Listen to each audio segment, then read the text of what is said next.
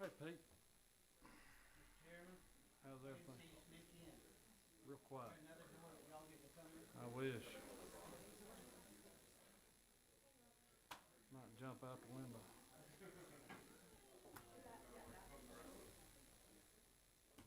Hey Jason.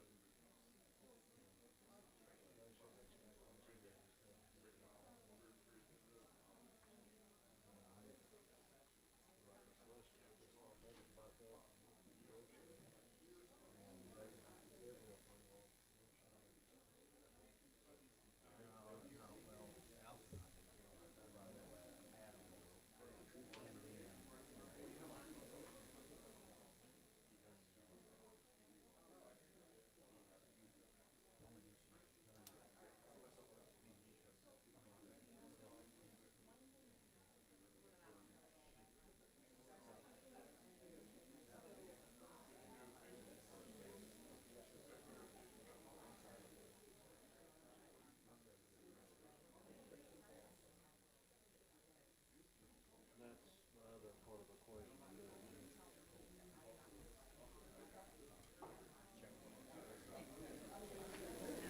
I'll put it out. This is an extra handout that should be 893. Put it on that desk. No secret entrance. No secret escape. Yeah.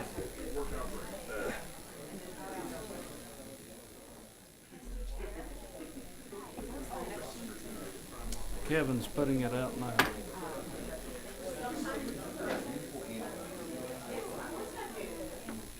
Hi, good afternoon, everyone. We'll just put out a sign-up sheet right over here on the table by the door. If you are interested in signing up to speak, please do so. Right. Thank you. ETA to beginning. You got 15 minutes.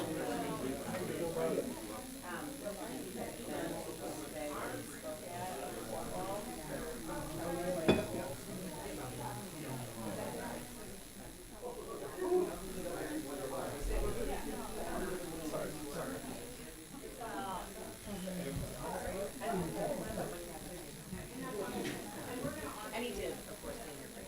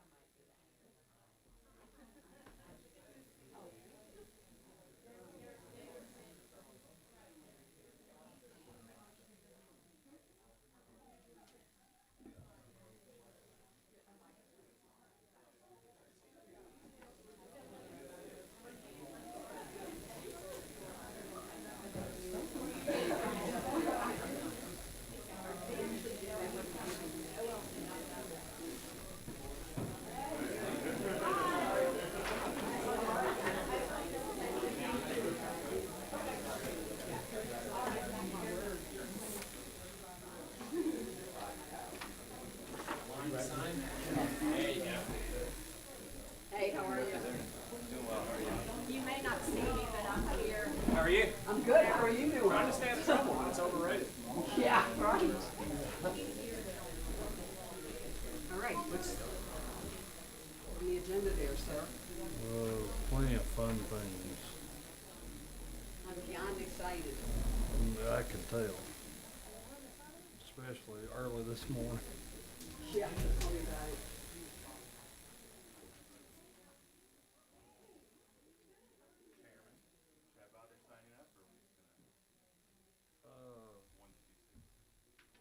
I mean, if somebody wants to testify on the substitute, so, yeah, you can sign it. I'd go ahead. I don't need to. I just didn't know if I needed, if there were any questions that I wanted to answer. Yeah, if you want to sign up, that's fine. But you don't need to if there's nothing else going on, I don't need to. All right. Thank you. Yep. Very unusual procedure. I've Yeah. never been in this room before today. I've been in it many times. Yeah. Long day in there. Yes. So all that legislation you didn't know about. I don't believe it. Come on, pal.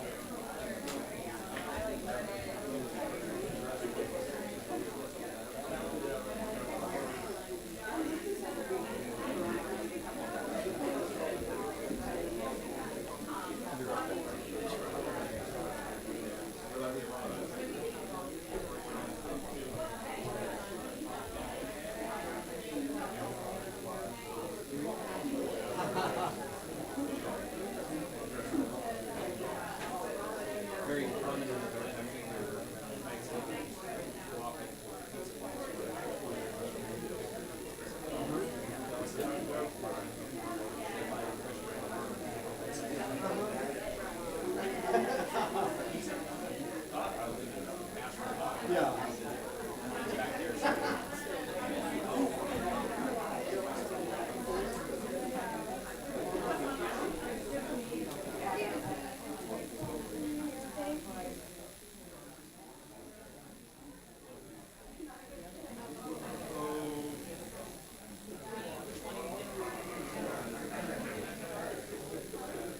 Oh, is that you?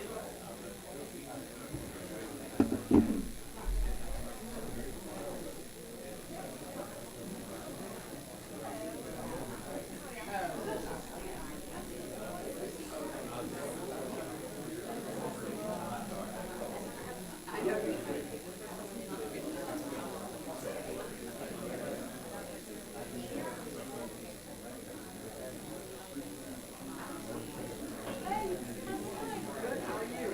Nice to see you. What a lovely jacket.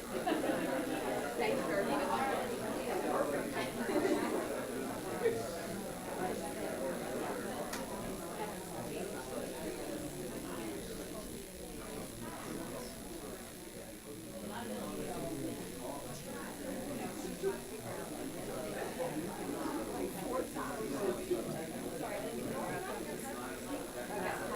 How are you? I'm making it. Yeah.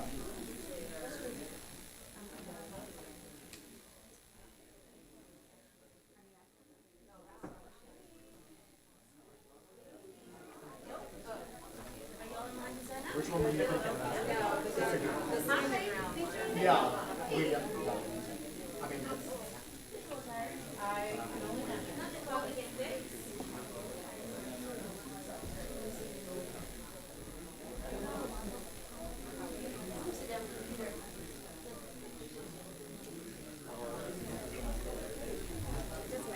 yeah. Okay.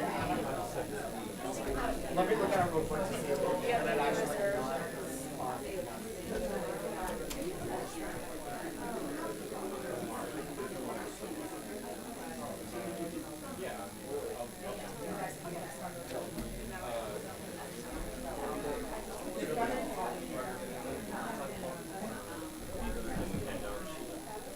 Sure. Where's Cliff Lewis?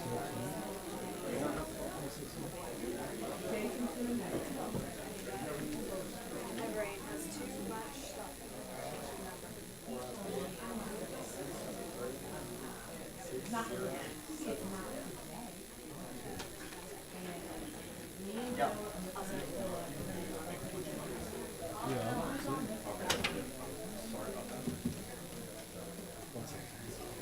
make them before Esther gets in here. So, where's it at? Where's it at?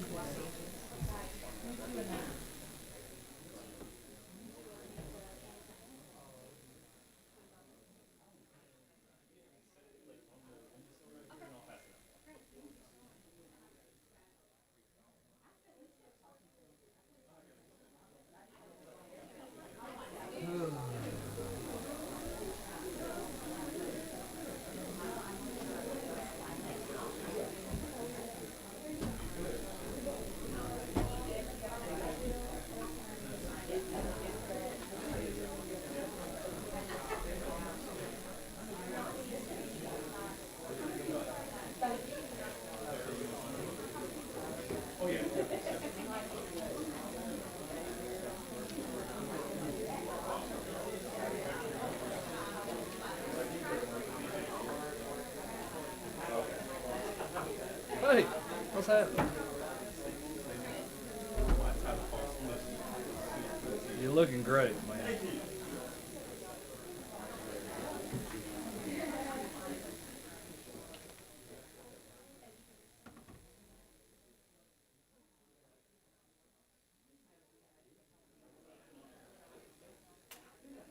I was all excited that we were in this building.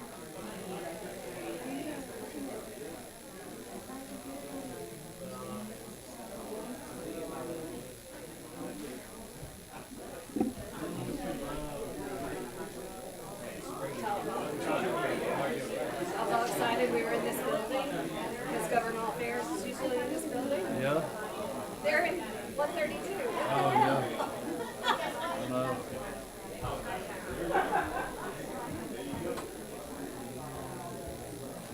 I want to know why they call it Democrat bills.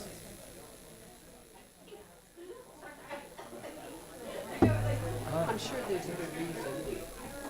I mean, like the smell of marijuana, you can be searched. Little Fourth Amendment bill right there.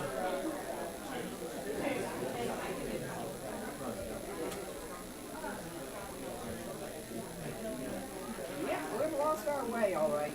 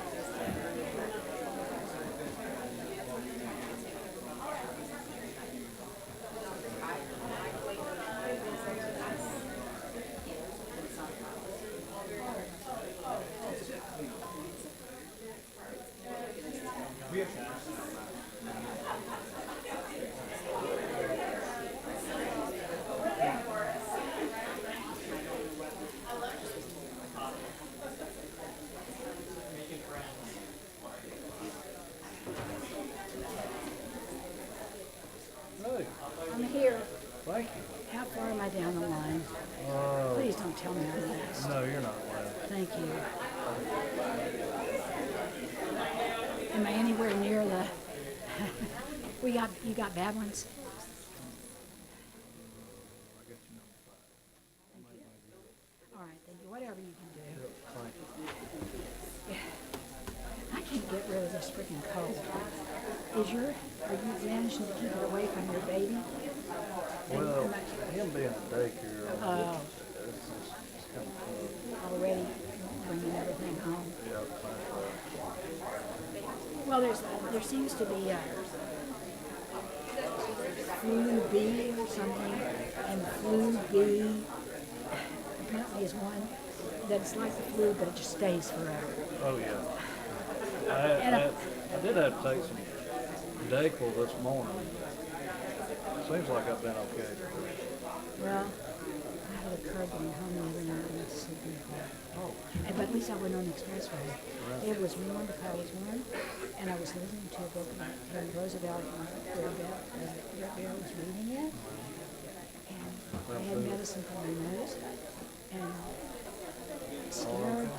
Oh, I hit it hard. I don't understand how I don't have. structural damage. Yeah, you know, I always say I don't have a Mercedes because you can't kill it. Right.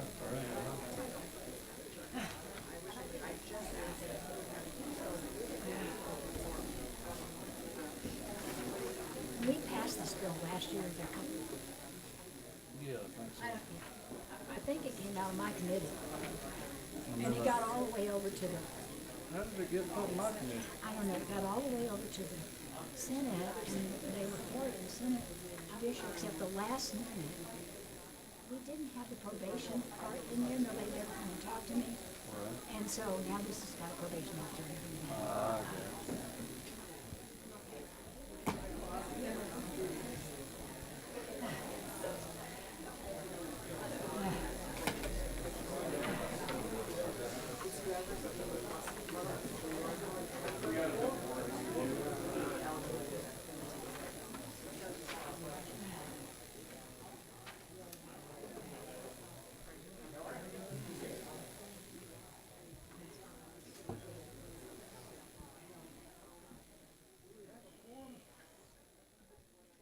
We don't have to have one to have bills presented, we just have to have it vote.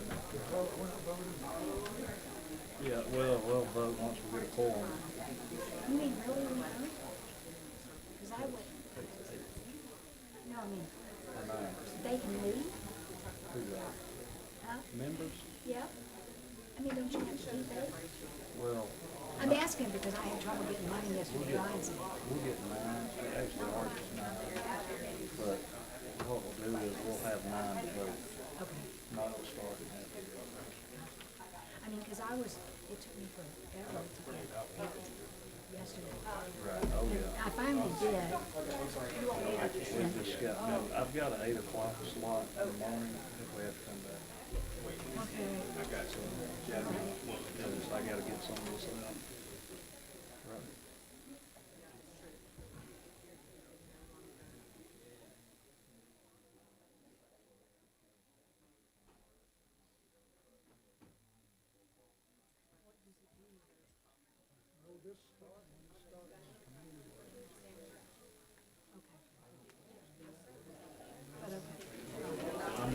I'm not gonna get my check all weekend.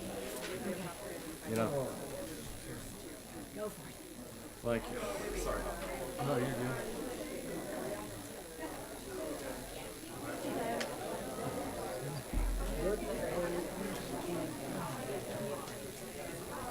All right, we've got, when this hits 4:15, we're rolling, brother.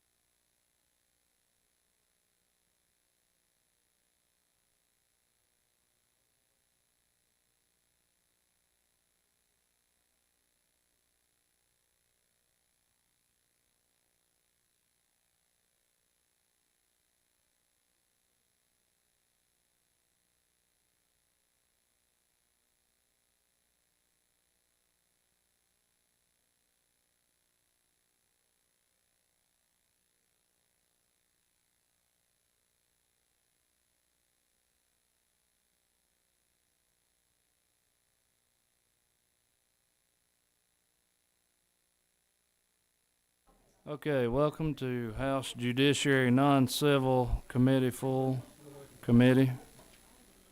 If you want to continue your conversations, you can go out in the hallway.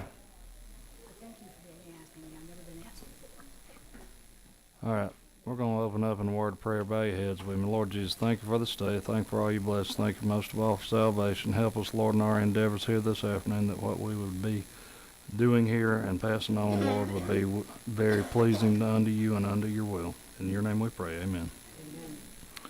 Okay, first up, we're going to have House Bill 1226, Representative David Clark.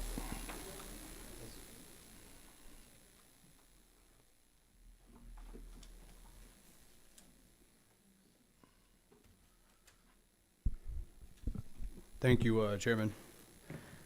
I bring before you substitute to House Bill 1226, LC 394976S.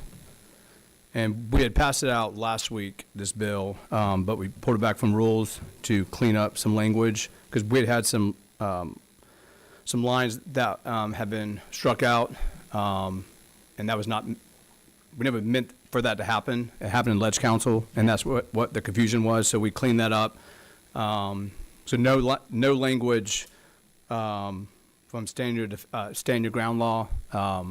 Nothing's changed, and all it's doing, as we talked about in the last committee, is it gives you the immunity hearing up front instead of waiting. You know, you could be in jail sitting there before the justification of why you're being accused could be 12 to 24 months. So now it's just you can ask for the immunity hearing up front, and the DA needs to be able to show the evidence of why he's charging the person who acted in self-defense. But with that, I'll answer any questions, but it was just, we cleaned up those lines that was asked about last time. Okay, so the change was that we moved the timeline for requesting this up to after arraignment. Say again? The timeline as far as the case progressing. Would you request this after arraignment, before arraignment? During. Okay, all right.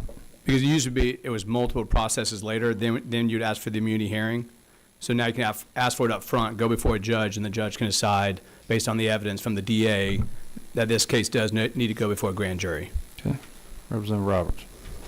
Thank you, Mr. Chair. I have a question about subsection B4. Can you give me, is this coming from some specific situation, or I'm trying to understand the purpose of that one? Like why you're changing that portion. You're not talking about that portion in your comments, so. Which line? I'm sorry, on page 2, subsection 4, B4. The one where if the officer identifies himself, Yeah. then you don't have a defense Yeah. of self-defense. So I could send you a bunch of articles. I mean, one happened in Cobb, I think it was. I just saw on the news. 2 people showed up, dressed all up as like sheriff deputies and all that. Said, hey, we're here to issue a whatever, and they actually busted in, robbed them and all that. So I mean, what it does is just, I mean, you can't open fire on law enforcement and all that, but what it does is, if somebody busts in your house, or say it did happen, I guess, if law enforcement did bust in, and you woke up, not knowing the situation, did open fire, right? It's the middle of the night, and you did not know who was coming in, and you opened fire, then, unless you knew, right, then you can be found guilty. But if you just woke up and opened fire, like, say, I got 3 kids, a wife, and all that, and all of a sudden, door gets kicked in, I jump up, grab my gun, right, open fire, that would be self-defense. So I'm confused because it says in a location readily accessible to the public or a place of public accommodation. So that's not your residence.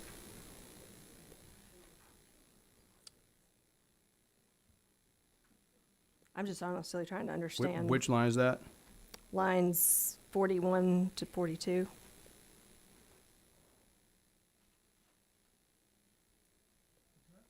you looking at 394976S? Yeah. Page 2 at the bottom.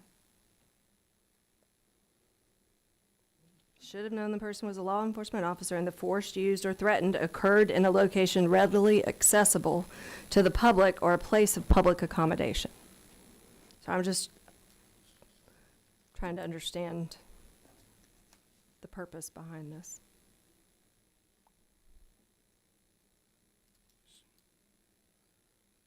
Could I have Alex Dorr with Georgia Gun Owners answer that question? Sure.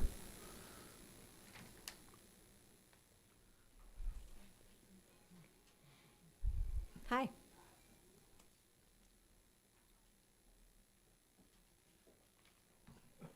Yes, this section B, 1, 2, 3, and 4 are all the cases in law where you may not use self-defense and say it's justified. You may not use it in the commission of a felony. You may not use it as the aggressor. And this says that you cannot use self-defense as an argument for firing on police officers who have identified themselves, they are conducting their normal duties, and they are in a public place. This is a repetitive question. We did talk about this at the last hearing. The connection "and" in line 40, the fifth word from the end of the sentence, says that if the officer is performing their duties and it is in a public place, you may not use stand your ground as a defense. If this happens not in a public place, your home, and we talked about this analogy last time, it is not uncommon in America, unfortunately, but if the police are in the wrong residence and you open fire to defend your family, you cannot be charged as for murder or for attacking a police officer if it is an accident, if they're not supposed to be there and it's not in a public place. So that's why that is in there like it is. I wasn't trying to be repetitive. I understood that it didn't apply to the residents, which is the reverse of, I think, what Rep. Clark just said. But I'm trying to understand, because usually these things come from a story or a reason. Of course, I'm not advocating shooting at police officers if they're legally doing their job. Is there some instance that prompted this section? I do not have an instance to point to in the state of Georgia.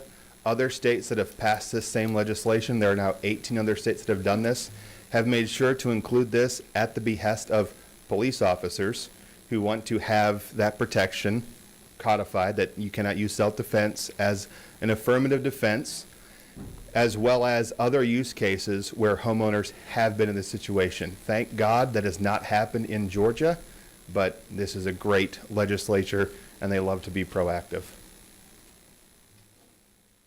Thank you. Okay, I see no other questions.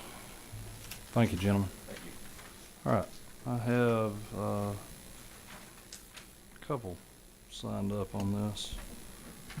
Let's see.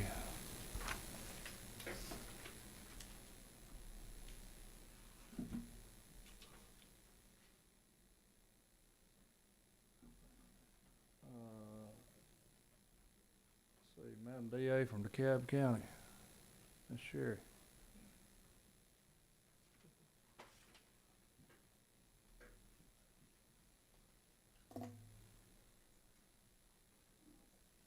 And just for timekeeping purposes, you've got a minute and a half. Okay, and I have the next sign up on this, my colleague Bill Dupay, the district attorney for the Toombs Circuit. So together, I'm Sherry Boston, the DA for DeKalb County. So you all know I represent an urban area, and we've got Bill Dupay that represents a more rural area, and we stand against this bill. I have a lot of concerns about it. What I'm going to say, and limit my quick remarks to, I don't think that this bill accomplishes the sponsor's primary stated goal of reducing delay in immunity hearings or findings. First, let me just say respectfully to what Representative Clark said, we don't have arraignments before grand jury, and immunity hearings are not set at arraignment. You cannot have a hearing until a defense attorney files a motion asserting a claim of any kind. So once at arraignment, defense attorneys will file motions, but this particular motion is not something that has to be filed at arraignment. It can be filed in advance of trial, and then a judge would be required to have an immunity hearing on self-defense. So because delay in immunity motions really come from, has the defense filed a motion, I think the only thing that this committee could do, if they were interested in this issue and addressing that, is putting a time limit on judges that once a motion is filed, that they say have 60 days on how quickly the court should hold an immunity hearing. Because I agree, if someone files a motion for immunity, we need to do that. This bill also flips the burden after the defendant makes a prima facie case for self-defense, and it does not set any type of evidentiary standard for that showing by the defendant. The prima facie... Madam DA, your time's up, but I'll give you a sentence in conclusion. Okay, well, I will just finish with saying that lines 81 through 85 prohibit law enforcement from arresting a person who claims self-defense until that claim can be investigated. It would be virtually impossible to arrest anyone at the scene of a shooting, and this would have a huge negative impact on public safety. I'm happy to answer any questions that any of the committee members might have for me. Did you talk with Representative Clark before today? I have not. Okay, I'm happy to do so. appreciate that. All right.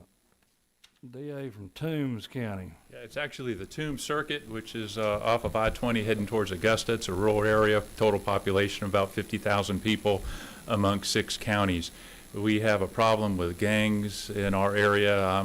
One of the things I love about my job is I'm still in the courtroom trying these cases, and oftentimes it is hard to tell who was the aggressor and who was the victim in gang cases.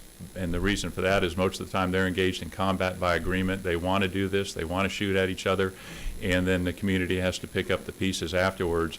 Under this law, one shooter could claim immunity, and there'd be a presumption, once he says self-defense, there'd be a presumption that that person is acting in self-defense, and we'd have to overcome it. The second shooter on the other side from an opposing gang could claim the same thing, and they're also entitled to a presumption. So I'm left with a situation of nobody being held responsible when the stray bullet inevitably hits the young child in the car, or as we recently had a mother who was buckling her child into a car seat and was shot and killed when gangs were shooting at each other. So the framework that we have now, I think, adequately provides, and I'm a big self-defense proponent. I'm a Second Amendment person, but the framework that we have now provides an adequate basis for resolving these cases in terms of the timeliness of it. And not only does this bill shift the burden that now makes the victim the one in the wrongdoing, but it makes our burden to overcome that even higher than it is now. Just for those reasons, I think this is well-intentioned, but it's got some flaws, and I would be glad to work with the drafter to see if it can be made better. Okay. Did you talk with Representative Clark before you got up there? I did not. I'd appreciate it if you would. Will do. Thank you.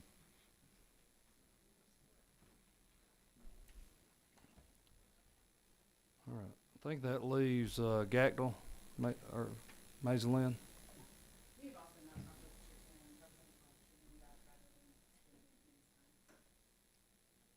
Discretion being the better part of valor. Thank you.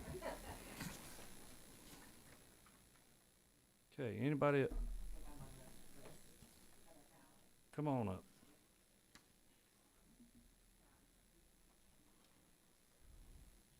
I actually have talked with Representative Clark about this,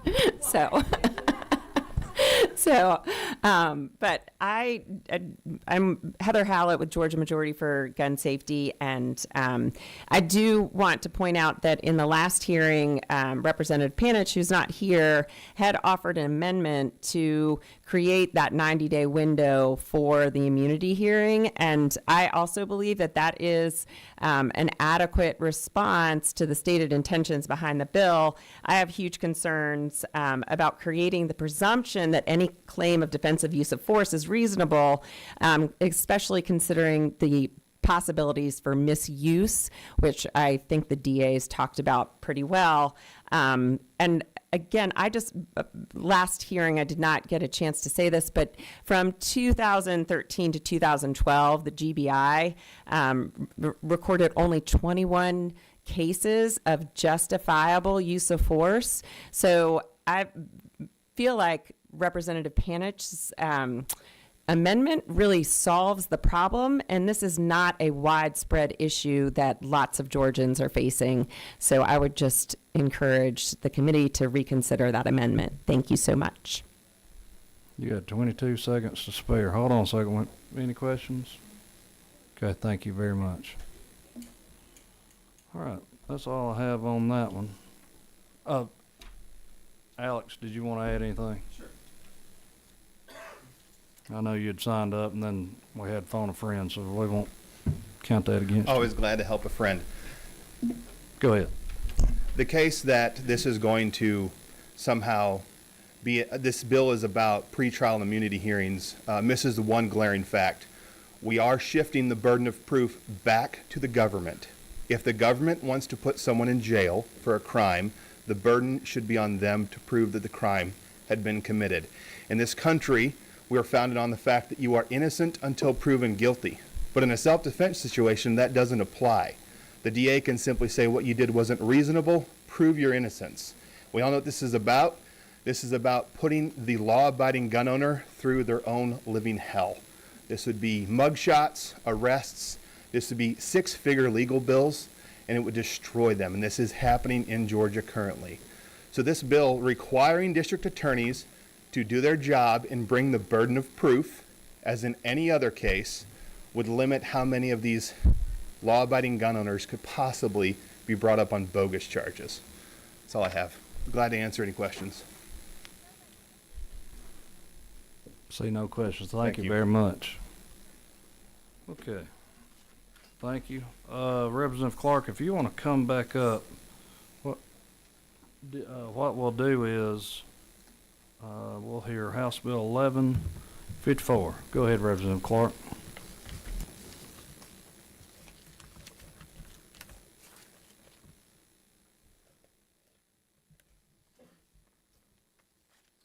All right, so House Bill 1154, it's LC 481667.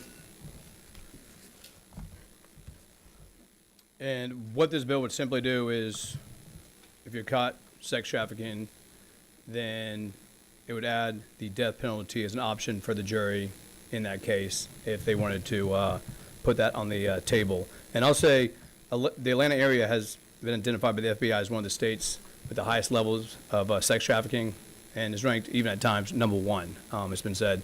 I'll say the average victim is a 14-year-old girl. 7,200 men purchase sex from a minor every month in the state of Georgia. And that was mind-blowing. 65% of the men who purchase the sex from minors in the state do it in the Atlanta metro area. And from what these victims go through, it's multi-generational trauma, depression, suicide. 98% of sex trafficking survivors report at least one severe psychological condition. Just in the mental health part, 88% of sex trafficking survivors reported having depression, 76% experiencing anxiety, 55% meet the criteria for PTSD. And on the suicide, 41% of survivors have attempted suicide at least once, and 75% of sexually exploited adolescents report suicidal, thinking about doing that, with 57% actually attempting suicide with adolescents. And I'll just say, I know also with the Supreme Court, you might get this question of weighing in saying they've already weighed in on this. The Supreme Court has reversed over 300 rulings on what they'd already ruled on and reversed it. And I would say, they talk about the punishment needs to meet the crime. And I say, with this, it is death to the soul, especially if you really dig into the sex trafficking and what these victims go through. And, it is horrendous. And so, I believe it should be on the table for the jury if they want to give the death penalty. Okay, thank you. Representative Roberts. Thank you, Mr. Chair. Let me start by saying I agree with you. Sex trafficking is horrendous and heinous, and by no means am I advocating that for that or that anybody should get away with that. But are you aware that death penalty cases can take sometimes decades to get through the cases, and that those victims that you're worried about their mental health and what they're going to go through, Defendants may refuse to plead, and it's going to force the victims to endure prolonged litigation and repeated testimony, which is what sometimes makes it so difficult for them. So I'm just trying to understand if you've thought about that. I have a couple more questions if you'll. Yeah, I mean, we know some, I mean, we're just in the court of law, we have some, I mean, different cases that go forever. I mean, I think we also need to, and this is what it's about, I mean, helping to shorten some of these cases which can be dragged on, and you have total evidence on them actually doing this, whatever the crime is, but with sex trafficking. And I know some of these cases go long, but I mean, I think, here's the point, is like, there's nothing more evil, and we'd all agree with, than sex trafficking, slavery. We talked about it from the past, you know, from America, globally. I mean, it's the most evil sin out there, I believe. You're taking a human being and saying you're worth nothing. And I think this needs to be an option on the table to let these people know who are doing this. This is an option that could be waiting your fate if you're going to go grab these, especially young kids, but period, I mean, humans, and then using them for sex trafficking. Again, I agree it's heinous. Mr. Chairman, I have a couple more questions, if that's okay. Go ahead. Since I don't have any of my colleagues here, I hope you'll indulge me a minute. So I don't disagree, but this bill doesn't shorten any time, and the Supreme Court has found multiple times that the Eighth Amendment applies and that the crime has to involve a death, which I think is probably the worst evil, is murdering, taking another life. So I guess my question is, when we have, as a body, have awarded wrongful compensation for people that we've wrongfully accused of crimes, it would seem like extending this could risk people losing their lives unnecessarily, and it still doesn't answer my original question of, when these cases drag out, it's hard on the victims too, versus if they plead and then they get sentenced. So it just feels like some of these things are kind of inconsistent with what you're trying to accomplish, is all I'm saying. And if the Supreme Court has never ruled that it goes beyond a crime that ends in death, this could be expensive litigation that we know the probable outcome. And so it just, I don't know if you have an answer to that. And then my last question is, if this were to pass, and you clearly believe sex trafficking is one of the most heinous crimes, and I agree, are you going to be in favor of it being applied to wealthy or nationally known figures that participate in trafficking enterprise? Just curious. Anybody. I mean, you know me. I mean, if it's wrong, it's wrong. I mean, if you've done the crime and the jury weighs in on that, I mean, I've shown that every single day I've been down at the Capitol, 12 years I've been there. So nobody's above the law. I don't care if you're elected, not elected, you're a billionaire, or you own one penny to your name, or nothing to your name. Or president.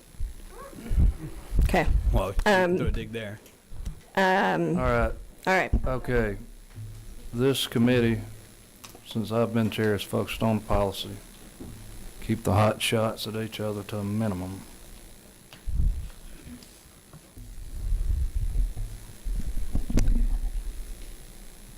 You can continue if you had another question.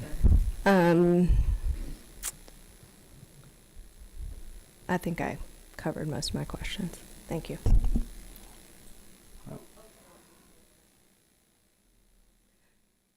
Do you, I'm a little confused about who this would apply to, too. Like, sex trafficking is kind of a broad term. Is this just the person selling them? Is it the hotel owner that's aware that this is going on in their hotel? Is it the truck driver who's driving them to a location? Like, it seems kind of expansive and could apply to a lot of different folks. I mean, to traffic in a person for labor or sexual servitude. So, I mean, that. All of those people could. I mean, I think it's pretty simple. I mean, you're the one trafficking these human beings, and you get caught. Then the option could be on the table if they want to charge them with Okay, the death penalty. Okay. See no other questions, Representative. Thank you.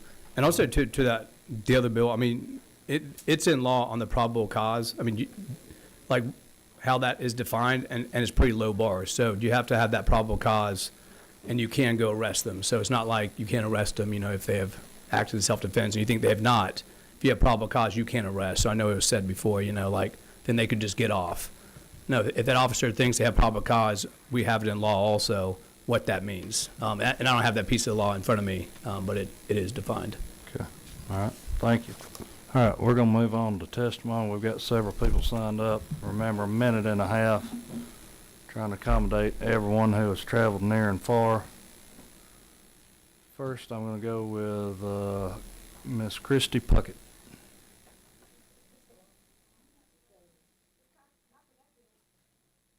Okay. Gotcha. Different bill. Okay. Laura Smith.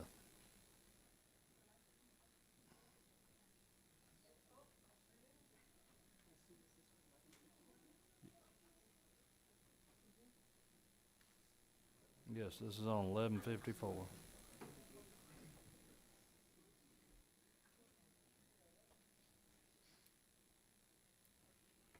Good afternoon. Thank you for the opportunity to speak today on behalf of Georgians for Alternatives to the Death Penalty.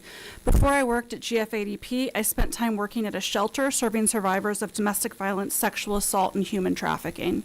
That experience continues to shape how I think about policies that affect survivors of violent crime.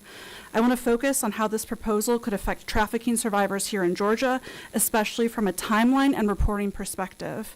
Representative Roberts already covered many of the timeline issues that I'm concerned about. Many trafficking survivors in Georgia already face enormous barriers to stability, housing, safety, and financial recovery. Swift accountability supports healing more effectively than a process that stretches on for decades. Second, reporting. Data from the 2021 National Human Trafficking Hotline analyzed by Polaris shows trafficking victims are often exploited by people they know. Around 33% by family members, 28% by intimate partners, and 22% by employers. Broader research consistently finds most trafficking victims know their trafficker in some capacity. That matters because when the perpetrator is someone a victim depends on, financially, emotionally, or for housing, the stakes of reporting are incredibly high.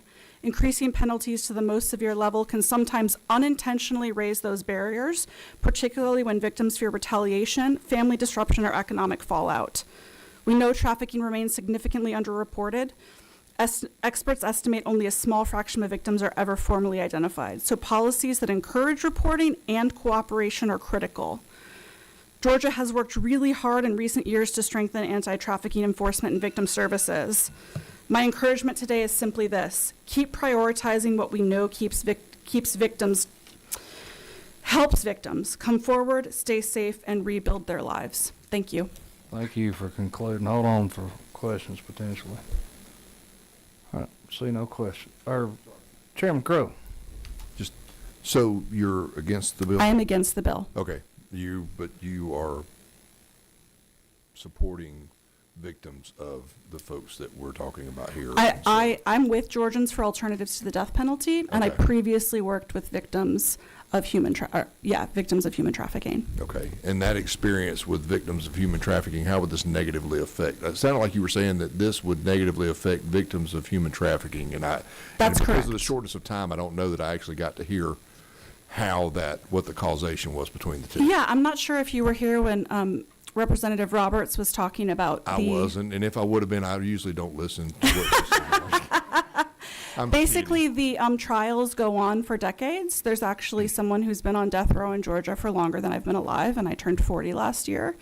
And so it's a timeline that really, really stretches out for victims and really can impact their mental health when they're having to continue showing up, continuing to relive the event. And then also it raises the barrier for people to report because, as I indicated, many, many victims of human trafficking know their perpetrators, and if they know their perpetrators and they know that those people are going to be eligible for the death penalty, they are less likely to report them because they're not interested in the family disruption or in losing the economic stability or losing their housing. Okay, thank you. Of course. See no other questions. Thank you very much for Thank coming you. out today. All right, next up, I have Mike with the Southern Center for Human Rights.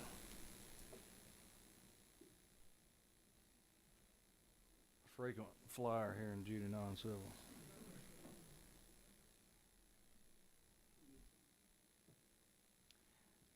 Good afternoon. Michael Adbrand from the Southern Center for Human Rights. We strongly oppose this bill. I have 3 points I'd like to make in my brief time. First, and I say this with all due respect to the representative, this bill is unconstitutional. It's not speculation. It contradicts decades of precedent from the United States Supreme Court that the death penalty can only be imposed on someone who kills or intends to kill. And here I'm referring specifically to Kennedy versus Louisiana from 2008, Enman versus Florida from 1982, Coker versus Georgia from 1977, and many others. In those cases, the court has recognized the, quote, serious constitutional issues that would arise if the death penalty were imposed for a non-homicide crime. Georgia's death penalty has not been perfect, but it has avoided some of those issues by implementing a more cautious, narrow approach. No one has ever been executed for a non-homicide crime in Georgia, and there's no reason to start now. I have 2 other brief points. First, this committee has several bills before it that demonstrate that you're trying to tackle the issue of human trafficking in a more deliberate way. We applaud those efforts. I've been here for the last couple of weeks listening to some of the testimony about it, and it's clear that human trafficking is a serious issue and that those who commit it deserve to be held accountable. This bill is an ineffective means of doing it, and it harms victims. As Ms. Smith just said, and Chairman Crow, actually in Kennedy versus Louisiana, the Supreme Court specifically cited the harm to the victims when the death penalty is imposed for a non-homicide crime as a reason to find it unconstitutional. If I may, just one final point. I'll keep it very brief, Chairman.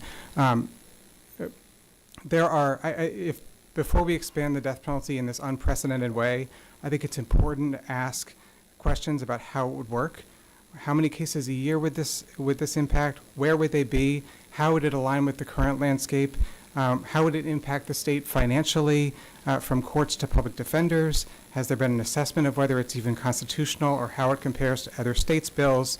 And have we accounted for the historical trajectory of the death penalty in Georgia towards a more cautious and narrow approach? Thank you for your time and for the extra few seconds. I welcome your questions. See no questions. Thank you. Thank you.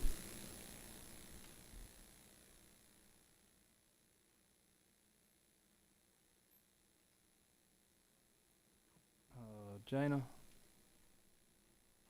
Hoffacker.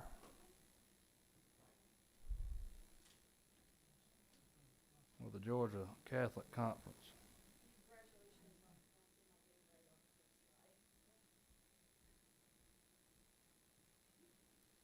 Good afternoon. I am Jana Hoffacker, Executive Director of the Georgia Catholic Conference. Thank you for the opportunity to speak on this bill today.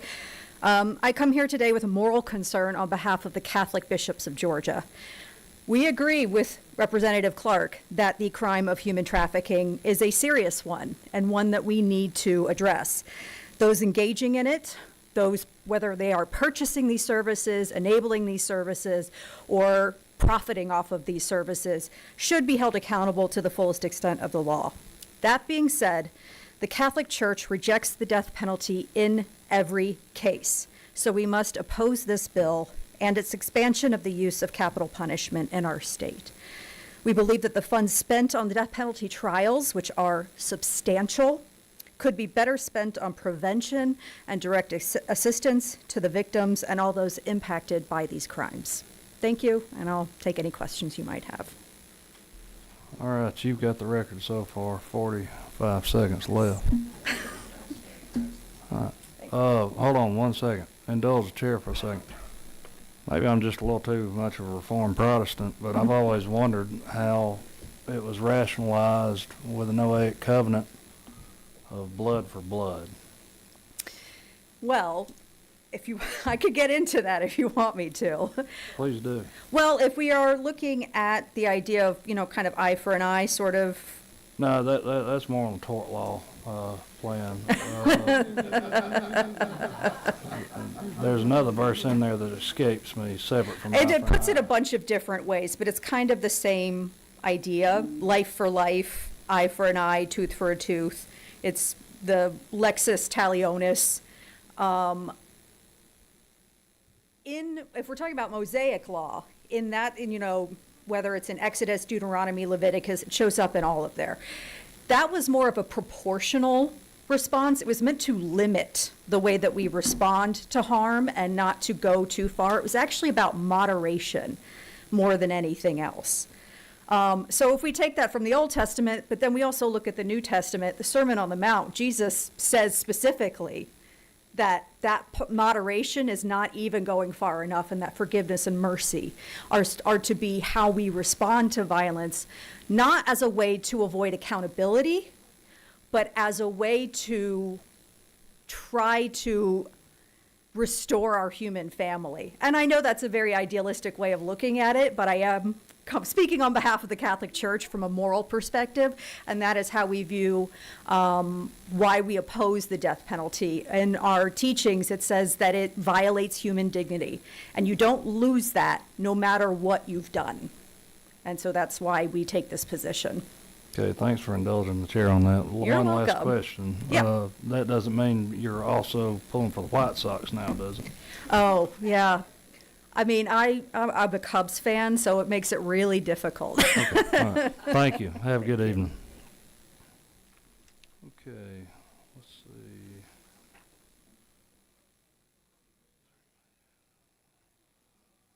Next, I have Chris Bruce with ACLU of Georgia. Come on down.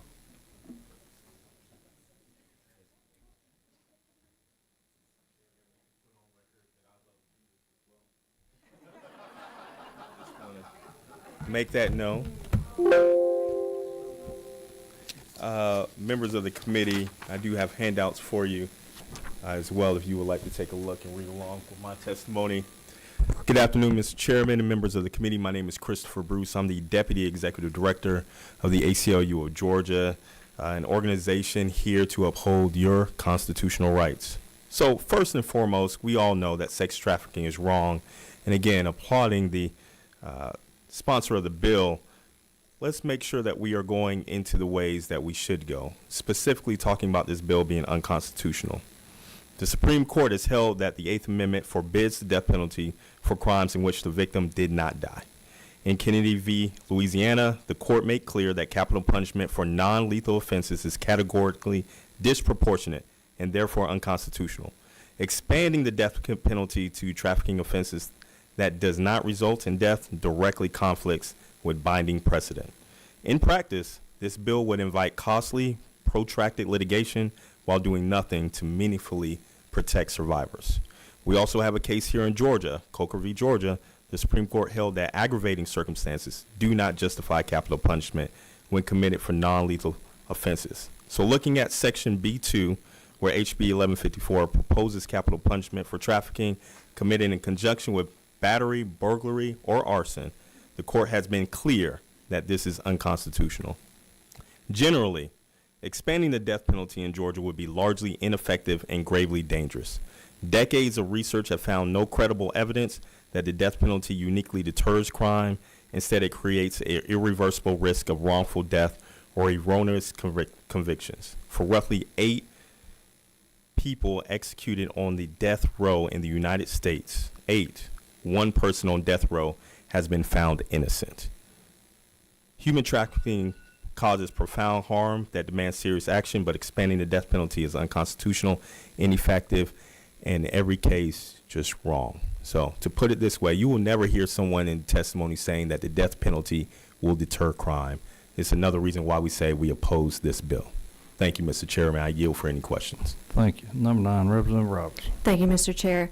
I'm just curious, you may not know the answer, but do you know approximately how much a death penalty case costs over the decades versus if we charged them with life without parole?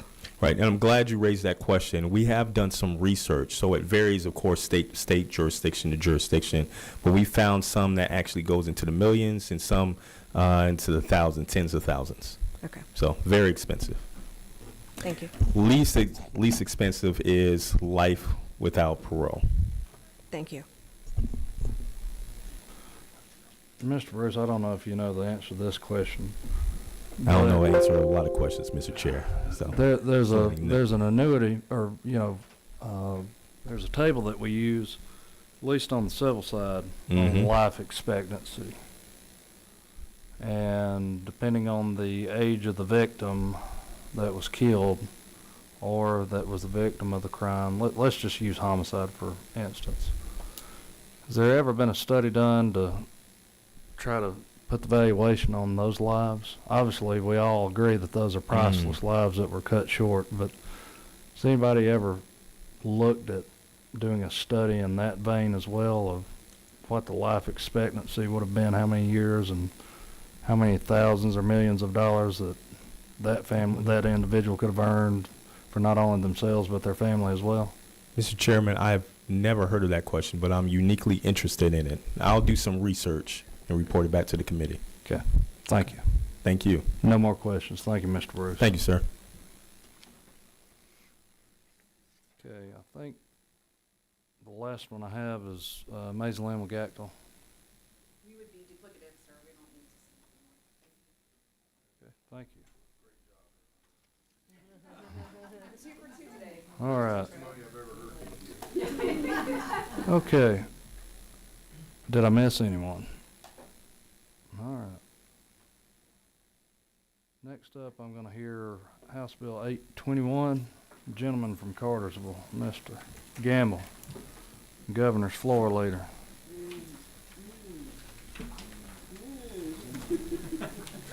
Oh, Lord.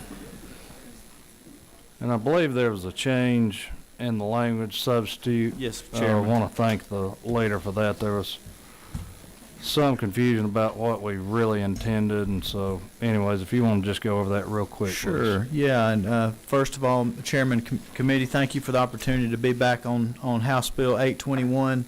I didn't know he was going to be here today. But we talk pretty regular, but my DA, Earl Newton's here, and Earl, I appreciate you. We work together on a lot of good things there in our community. But House Bill 821 simply removes bond determination if someone shoots at a law enforcement officer and doesn't hit them from magistrate court to superior court. We had an incident in our community. My police chief came to me, and a gentleman had fired at one of our police officers, unloaded a clip of a Glock pistol. Very fortunately did not hit the officer, but the gentleman was able to bond out a magistrate. And so again, that was kind of where the idea came from. When I presented it to you the last time there on line 14, and I tried to write as quickly as I could, and Vice Chair Hong, I know y'all kind of threw some words out there. Y'all may have a copy of what we did, but after aggravated assault, it would be with the discharge of a firearm upon a public safety officer while he or she is engaged in or on account of the performance of his or her official duties, and then it's struck by the discharge of a firearm. So I don't know if I got it exactly right, but that's what I remembered from our conversation the other day. I'm the original LC 481581. Okay. So then it's the sub. Okay.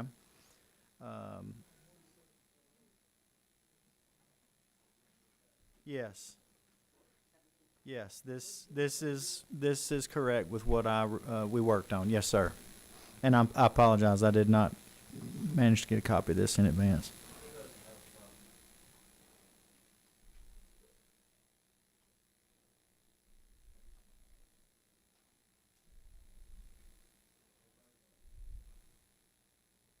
All right.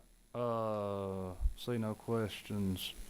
Floor Leader, I too am a fan of y'all's DA up there. He just happens to employ my first cousin, so might be shocked to know we've got a Smith that's a prosecutor in the family, so we try to cover both sides of the law. All right. So thank you. All right, I see no questions for you, Floor Leader. Please give the gentleman in the governor's office our regards. I will do that. Thank you, Chairman. Okay. All right, I have a few signed up to speak on this. Lance, come on down.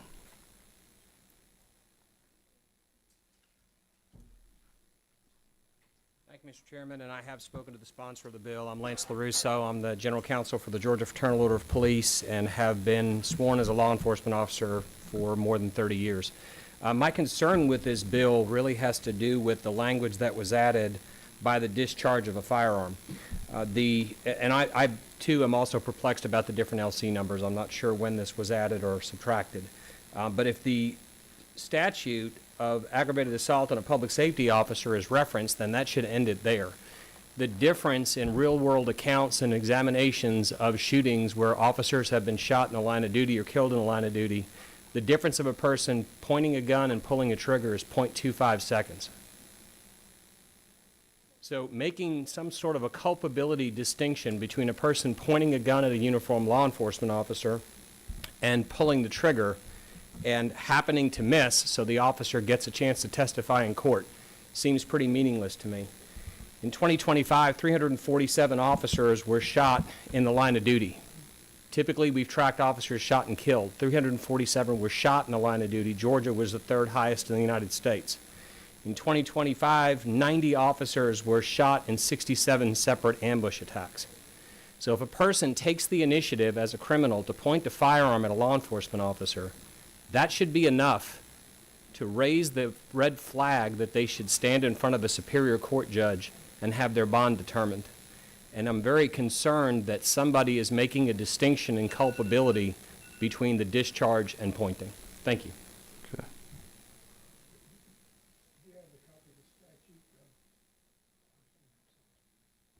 You want to ask a question there, Prosecutor Emeritus?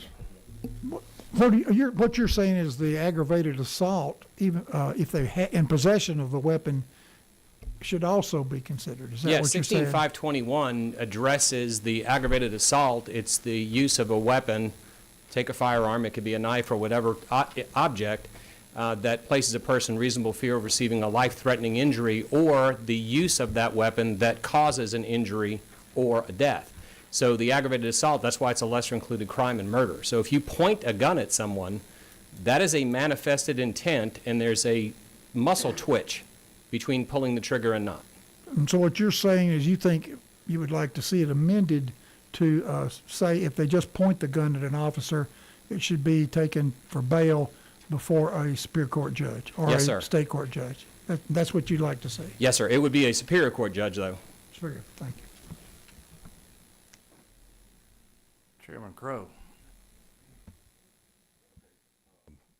Following up on that, so it's the discharge portion of it that is giving you, and here, let me. No, I've got by the discharge of a firearm is the language that's causing the consternation. Yeah, okay, so the current language, that's the current version, but that's the part, it's the discharge of the firearm. You're just saying aggravated assault upon a public safety officer While the altogether. performance of his or her duties, the period or the semicolon should be there. Yeah, and take out discharge of a firearm, just aggravated Yes, sir. assault on an officer should be a superior court only Which is bond. more consistent with the severity of the crime being a felony, a forcible felony under Georgia law. Okay. Would it be any aggravated assault, or would it be the discharge or pointing of a firearm? Aggravated assault with a firearm or a weapon, is that's? I believe it should just stop as aggravated assault. Okay. So the way it's written, if somebody stabs a police officer, but they didn't use a gun in any way, then they wouldn't go before a superior court judge. That seems pretty inconsistent to me. I applaud the fact that somebody's going to a superior court judge for bond, and it just should be left at aggravated assault against a law enforcement officer in performance of their duties. That seems more consistent with the law. Yeah, up until now, I didn't realize that they could get a magistrate court bond for that to begin with, so I'm learning something new myself, so, okay, thank you. Thank you. I see no other questions. Thank you, Mr. Chairman.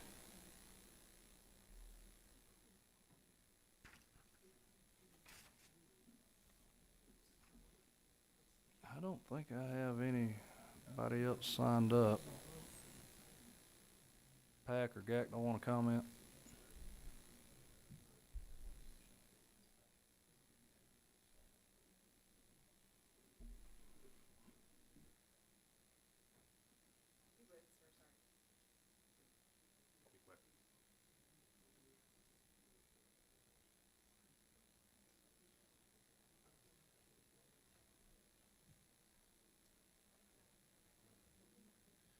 Hi, everyone. My name is Brian Hines with the Georgia Association of Criminal Defense Lawyers. I actually think this is my first time testifying before you all, if I recall, so it's kind of a blast from the past. Just want to clear up what was just said, and obviously it's a policy choice to whatever you all want to do, but the exact language that's used in 16.521C1A is when such assault occurs by the discharge of a firearm by a person who is at least 17 years of age. So discharge of a firearm is in the code in ag assault, and this was amended in subcommittee, and I believe that was the intent. So just wanted to clear that up. So what you're saying, Mr. Hines, is that the language that Florida Leader Gamble has in his bill is consistent with the rest of the official code of Georgia annotated. Yes, sir. Thank you. Thank you. Pat, do y'all want to add anything to that? Mr. Chairman, I think D.A. Cranford has already testified, and that was the language that he recommended aggravated assault upon a police officer. That's what y'all want me to find. Y'all want me to front it. Yep. Sorry. That was the person watching at home.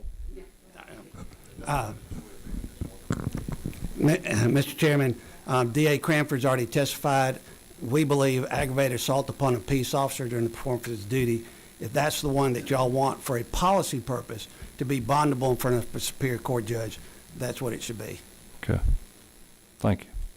No questions. All righty. Anybody else signed up on this that I may have missed? All right. Thank you. Okay, next, House Bill 1398. I'll just recognize you from your current position there, Chairwoman Cooper, and I just want to give you a recognition.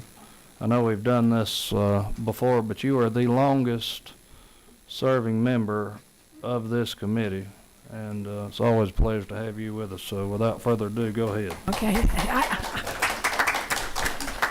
Thank you very much, Mr. Chairman. This bill we passed last year out of the House. It got to Judiciary in the Senate and was about to pass, and there was a question about probation officers. And we were at the last minute with really not enough time to change things, and so it did not move forward.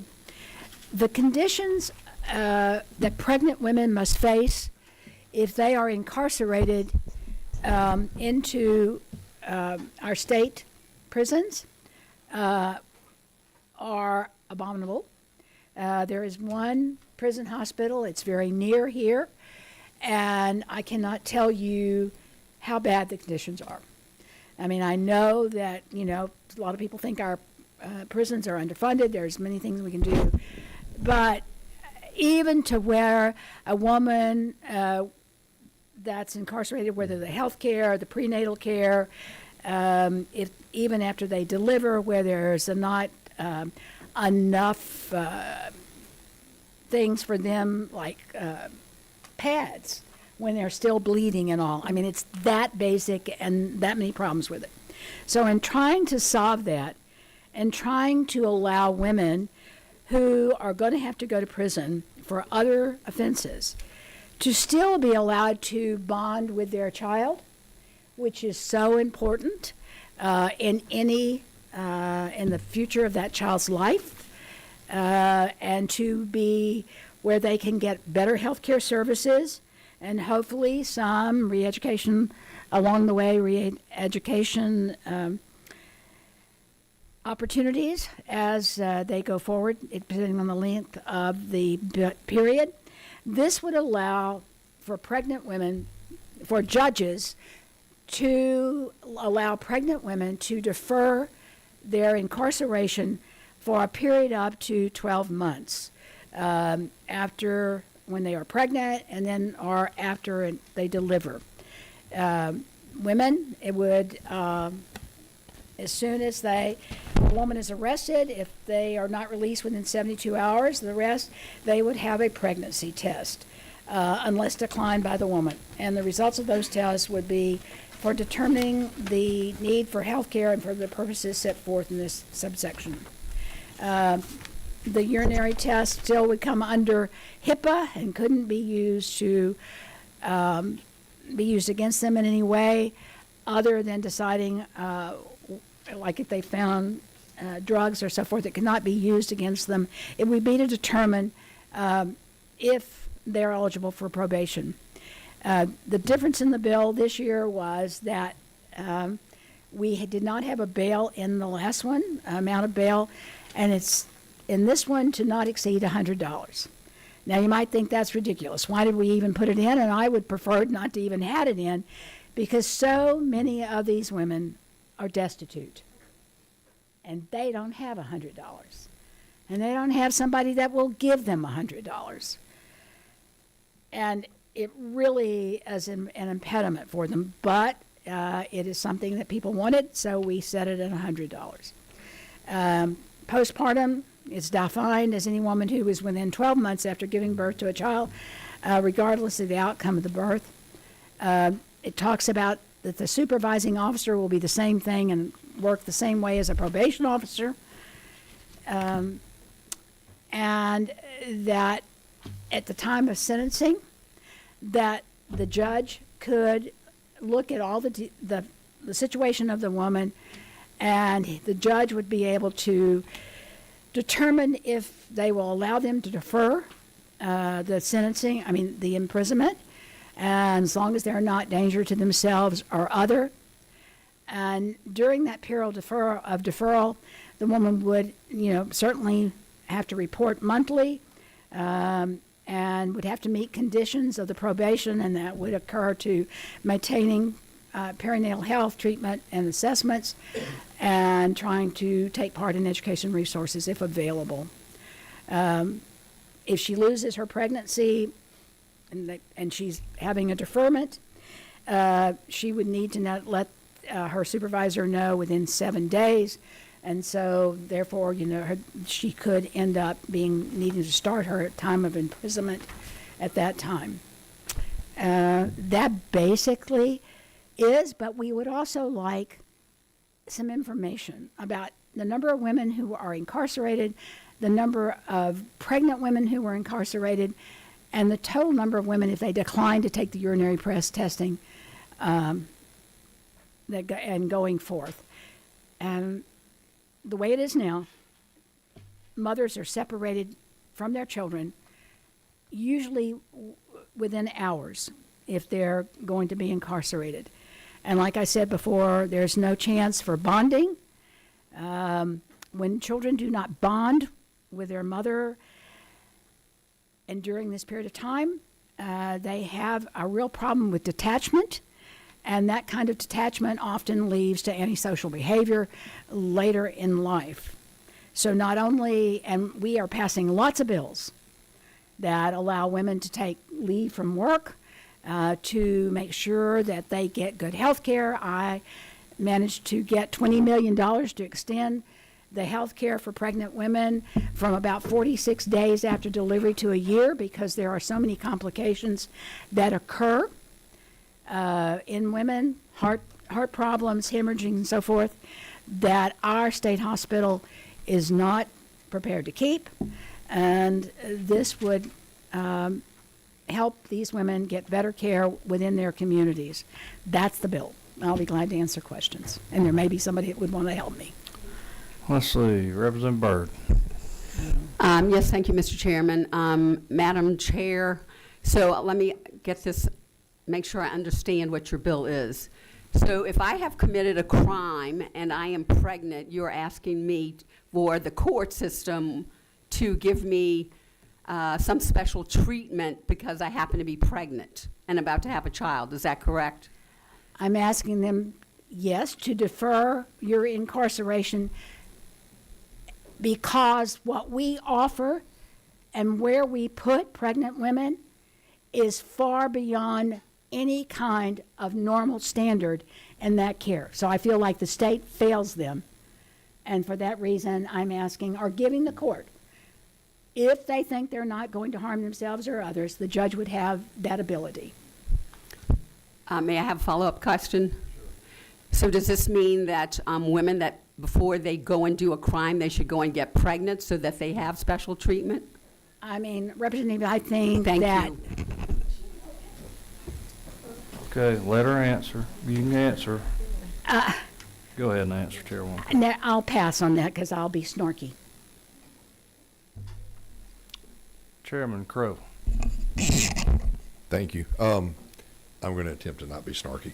Pardon, what'd you say? On Okay. line 41, so the bail, I'm sorry, I guess starting on line 40, where it says that the bail shall not exceed the amount of $100 unless a woman poses a significant threat or danger to any right. person or to the public.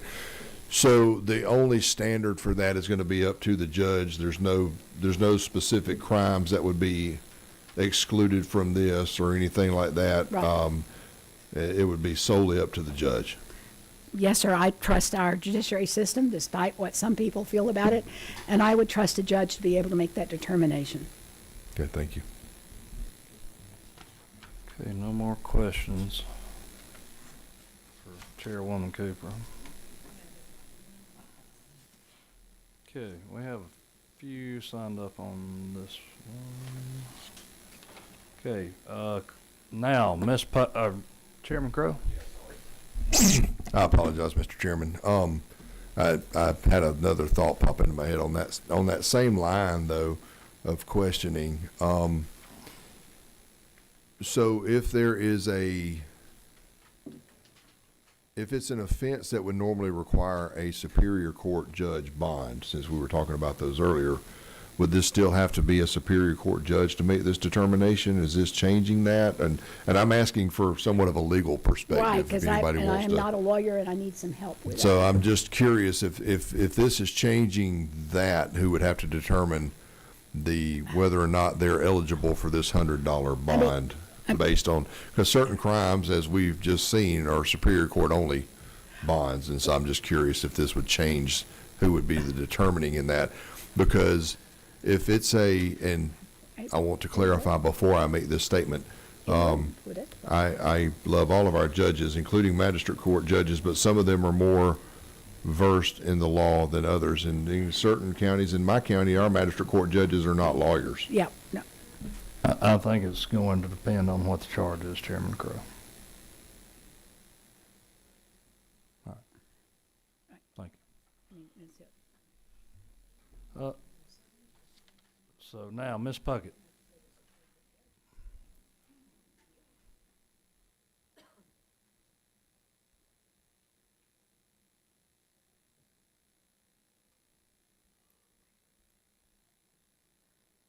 Good afternoon, Mr. Chair and members. My name is Christy Puckett.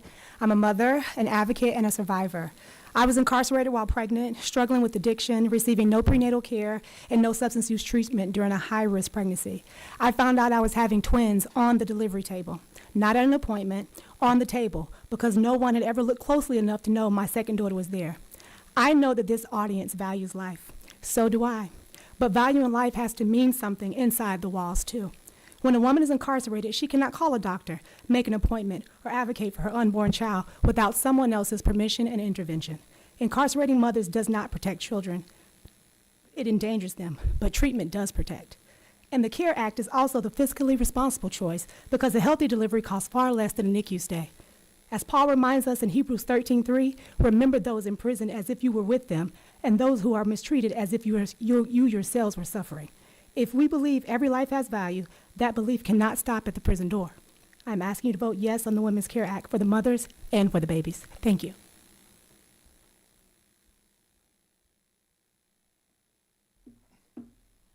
Good thing you had no questions.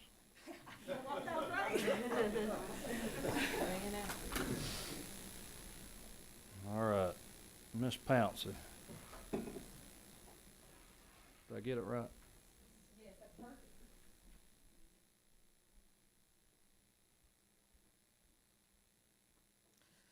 Good afternoon, distinguished chairman and members of the committee. My name is Kayla Pouncey, and I am the Deputy Director of Restore Her U.S. America.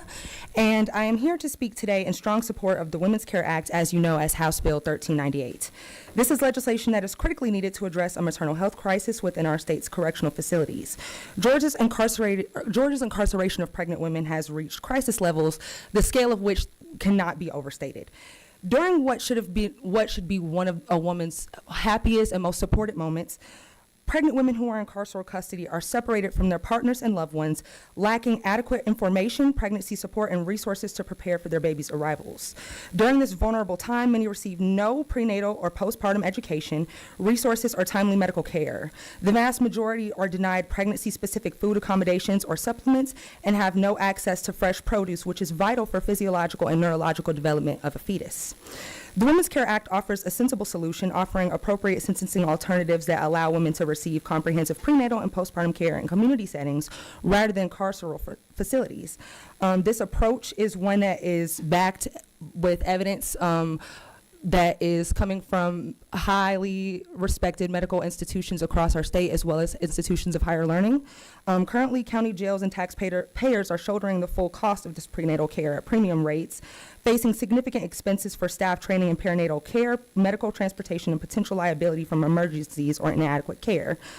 As we are working to improve maternal and infant health outcomes in Georgia, we cannot ignore that our state ranks among the highest in the nation for infant mortality.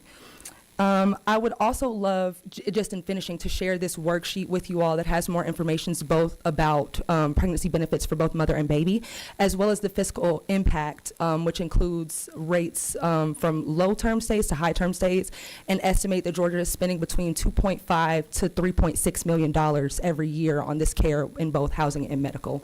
Okay. And yes, I would like to yield to the committee for any questions as well. I see no questions. Thank you. Thank you.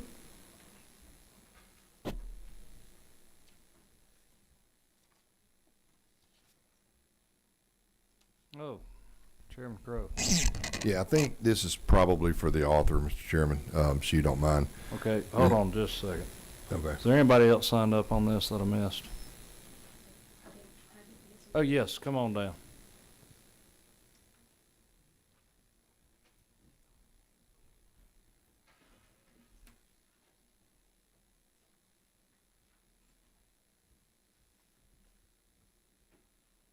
Thank you, Chairman and committee board members.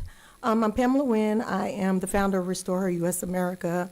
I am also directly impacted. I was incarcerated, pregnant, down at the private facility, Robert Dayton Detention Facility, where I received no prenatal care. I ended up being shackled, miscarrying my child, and being placed in solitary confinement.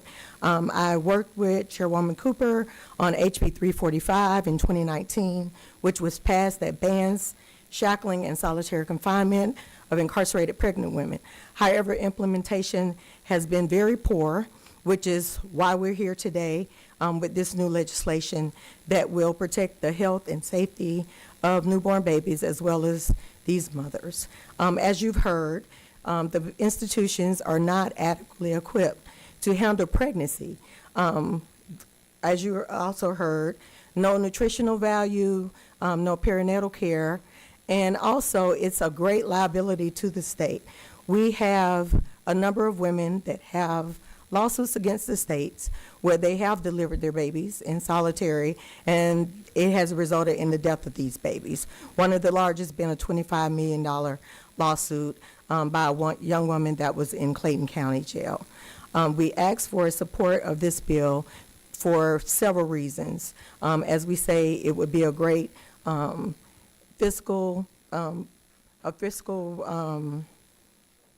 contribute greatly to the fiscal budget of the state of Georgia, as well as protecting newborn babies who are innocent and have not been proven guilty of doing anything wrong and deserve a chance. We also know that the benefits of bonding with the mother and having breastfeeding and care also it gives us more sound, quality young children that grow into adults as we look at the high population of our juvenile crime rate now.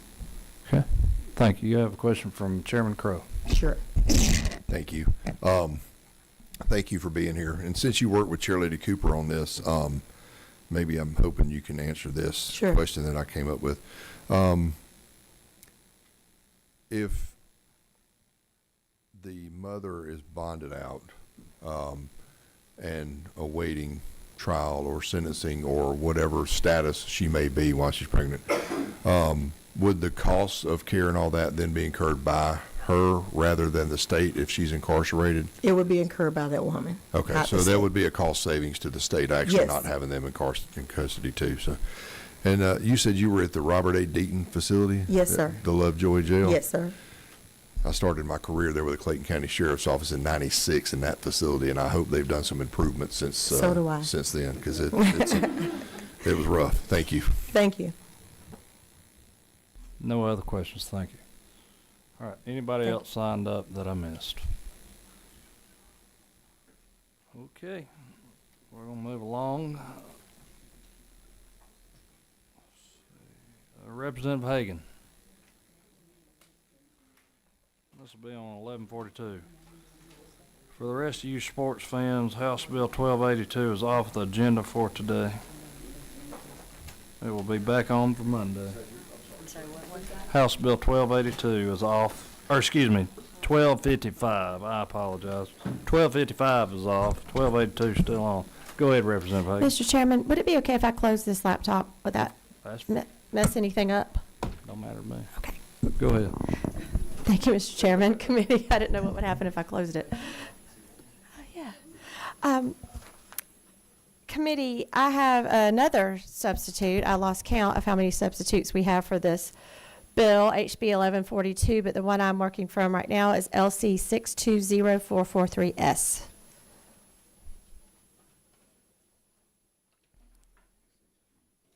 Everybody have a copy of that? 0443S. Is that, you have that one? Okay.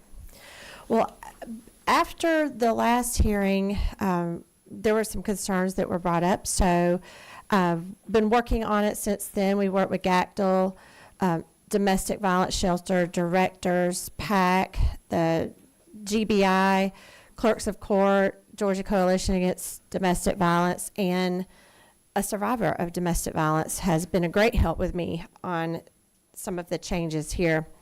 So if it pleases the committee, I'll just go through the changes that we made since last meeting. We took out the definition of victim. That seemed to be problematic because we want to make sure that we are not going to unintentionally include anyone on this registry that we don't want to be on it. So we replaced that term with domestic violence offense. That's on line 32. And we listed the specific charges and specific relationships that would need to be involved for someone who is convicted of these charges in order for this person to be included on the registry. And we just specified that inclusion on that registry would only apply to those charges and people that are involved in those relationships. The next thing that we did was address some due process concerns and concerns for those who pled first offender or received pretrial diversion. On lines 53 and 56, we included that pretrial diversion or first offender counts would apply towards inclusion on the registry, but that the information regarding those charges would not appear on the registry because those, in fact, are not convictions if they are successfully completed. So they would count towards inclusion on the registry, but not appear on the registry. We felt like that would cover concerns about first offender and pretrial diversion. And then on lines 88 through 90, we made it very clear that this registry would only apply to those convicted of a domestic violence offense committed on or after January 1st of 27. So nothing prior to the enaction of the law and the publication of the registry online. The next thing we did was, let's see, lines 77 through 81. we addressed what would happen if a charge or a conviction was appealed and that charge was dismissed or vacated. There would be automatic removal of that person from the registry. Then we had a couple of clerks of court contact some of our fellow representatives concerned about timing. They are concerned, I'm referring to line 70. They were concerned because some of their convictions are reported to the clerk via mail, and the previous requirement was that they report it to GBI within 7 days of the conviction. We felt like that they had made a very good point that was not enough time with the mail to receive it by then, so we upped that to 30 days. The clerks also had a concern about the fees that were in the previous version. We removed the fees because I didn't actually ask for the fees to be in there to begin with, and we just took those out. Then I would also work with GBI. They requested language similar to that pertaining to the sex offender registry. That would help them with implementation, just the mechanics of. And that is referred to on lines 61 through 66, and it's also throughout lines 71 through 87. That was the language that they requested so that they would be able to get the information when they needed it from the court. And then finally, been talking to PAC regarding what charges should be included. And if you will look at page 2, item 3, we define domestic violence offense. Aggravated assault was left off of that list unintentionally. And if it pleases the committee, I would love to see that added. But PAC also agreed that false imprisonment would be appropriate to add there. In the definition, which is line 32 through 35. That's where the definition is. Aggravated assault and false imprisonment.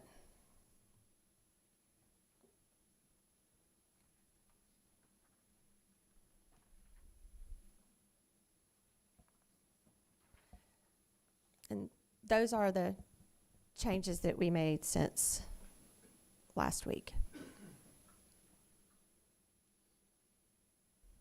Okay. Any questions from members of the committee? I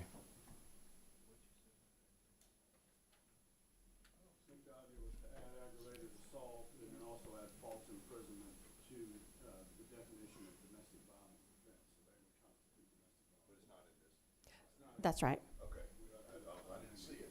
It's not. That's the one thing that we would request that the committee consider adding to this sub. Representative Roberts. Thank you, Mr. Chair. The one question I have is requiring the date of birth on the registry and whether or not that could result in identity theft, especially if you're showing a picture of them.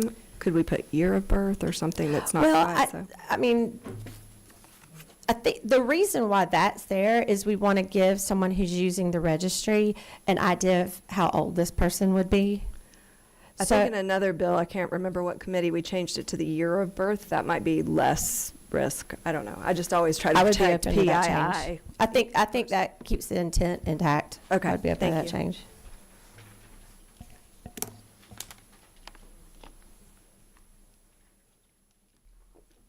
Chairman Crow. Light went out. There we go. So on the part, line 77, subparagraph F, where you started talking about removal from that, the GBI shall remove it. there's no request made by the person on there. That would be incumbent upon the GBI to do that. And is that something, I know Sarah's hiding back here somewhere. Is that something they're capable of, is that something that they're capable of doing without too much trouble? That it would require a certified copy of the convicting court order.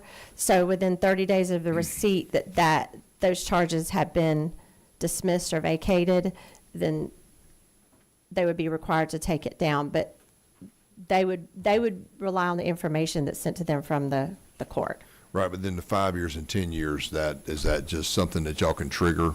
This may be a better question for them. I just didn't know if you had had that discussion with them, since it's not going to take an affirmative request from the person on there, and it's going to be on them. They might be better to discuss that if they want to. Like I said, this is language they requested that would help them to manage that registry in the way that would be best for them to do that in their experience with the sex offender registry.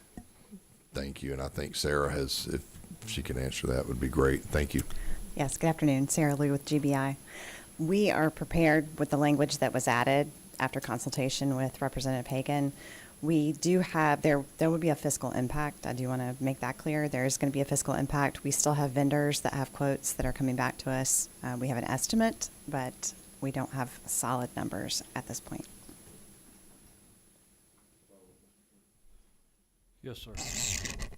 Can you give us a ballpark on some of the estimates? Our ballpark estimate is approximately $4.6 million right now. And the reason that total to get this implemented? Correct. What about ongoing cost? Ongoing costs, I have not identified yet. It depends on those quotes from vendors.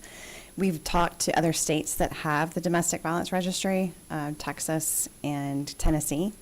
And we have to create the database similar to, not exactly alike, but similar to our other databases, the sex offender registry. So again, that's a ballpark estimate. I'm hesitant to give that, but I feel like the expectation is we do need to know what the fiscal impact will be. And from a just a workload standpoint, the coming off the registry, is that something that once the date's put in, it can automatically remove them from the registry without y'all having to go back and do that? Is that something that technology can take care of without creating too much hassle for y'all? That's a mechanism that we're examining right now. It would include, our estimate does include additional staffing, but that's a mechanism that we're looking at right now for automation. Thank you. You're welcome. Thank you.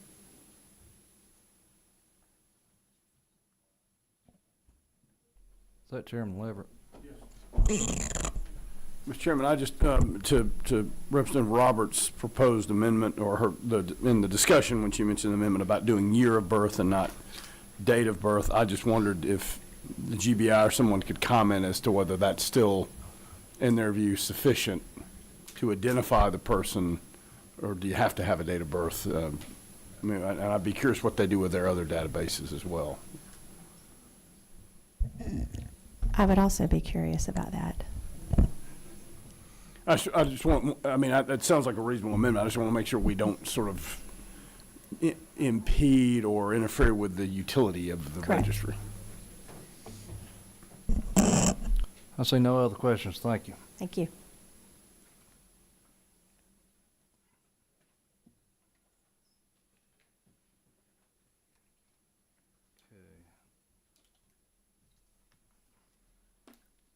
Mr.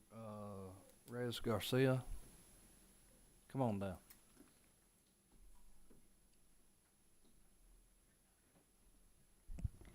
Good afternoon, Mr. Chairman and members of the committee.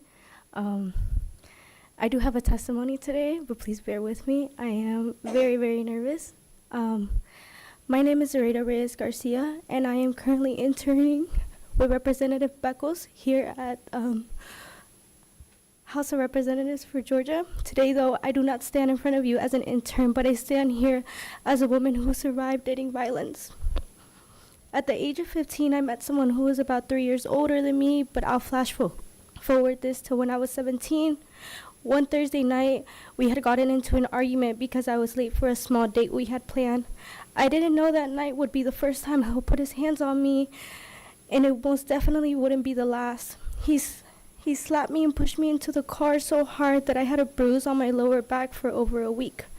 The abuse continued for the next 4 years, and it continued to get worse.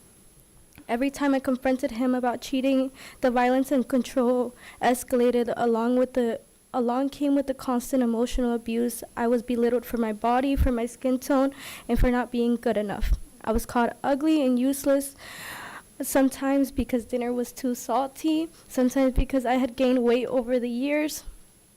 I never felt pretty or good enough throughout this relationship. And in the last few months of our 4-year relationship, the abuse became so severe, I was pushed down a flight of stairs and dragged through a parking lot.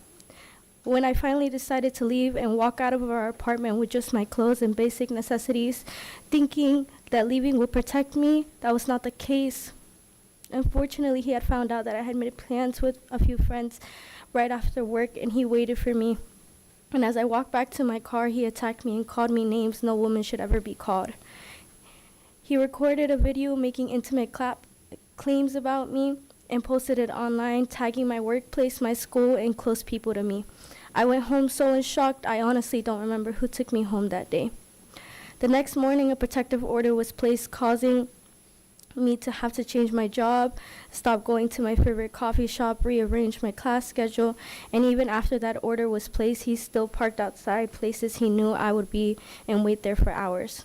Till this day, I live in a panic about that violence. When I see a car that looks like him, my heart begins to race. I don't feel safe being alone, and I struggle with self-esteem and trusting my own sense of peace. These are not things that disappear once the abuse stops. They stay with you long after. And this is why this bill matters to me. This registry can save women. It could give women information they didn't have, information I wish I had. Too many women speak up only when it's already too late. And studies show that 11% of women who seek protective orders are killed within 2 days of filing. I'm grateful every single day that I stand here, and I am not part of that number, but the truth is another woman can be. 1 out of 3 girls in the U.S. are victims of physical, emotional, and verbal abuse from a dating partner by the age of 20. This is not rare, and this is not isolated. It's happening in our schools, in our neighborhoods, in our communities. I'm here because I want to protect the next woman, the woman who believes that that man will change, the one who hasn't been warned yet, and the one who would think that would never happen to her. As I say, I truly wish someone would have warned me. This bill could be that warning, and it could give a woman a chance to walk away before it becomes worse. Thank you so much for listening for me, and I respectfully ask you for your heartful consideration in House Bill 1142. Thank you.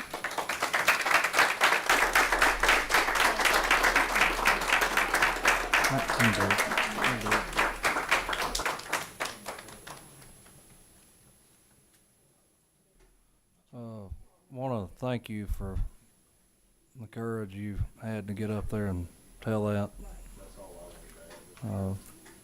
I think I can speak on behalf of several members and probably the whole committee, so thank you for sharing with the committee today.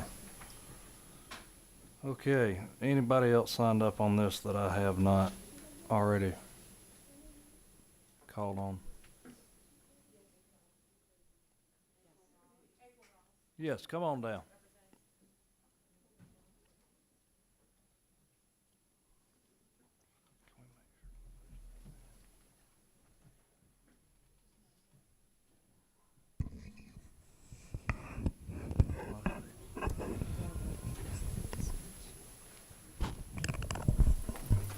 Thank you.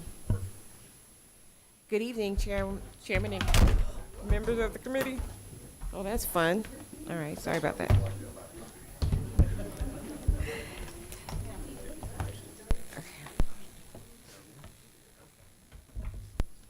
I on the board still? Okay, thanks. Okay. Good evening, Chairman and members of the committee. My name is April Ross. I'm the Executive Director of the Georgia Commission on Family Violence. I'm also a former Assistant District Attorney and a survivor of domestic violence.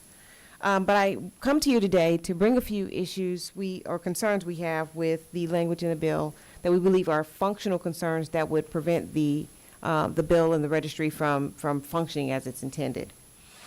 And I'll start by saying our priority is always, safety for victims and appropriate accountability for those who are committing these offenses. But I want to start by saying Georgia recognizes family violence today. That is the only thing that we actually convict on, charge on, and recognize in our criminal system, in our criminal code. We are not able to track what we do not recognize statutorily. So I don't think today, by creating the definition or the term domestic violence offender in this code section, we resolve the issue, because you would need to open the criminal code. Georgia is one of the only southern states that does not actually prosecute dating violence as an offense today. And you would need to be able to do that in order to recognize it as a crime. And to do that, you have to classify this in the criminal code. Today, if you are dating partners and you're arrested, your crime looks the same as the crime that's charged between strangers who are arrested. So a simple battery between two strangers and a simple battery between dating partners is indistinguishable in Georgia's law.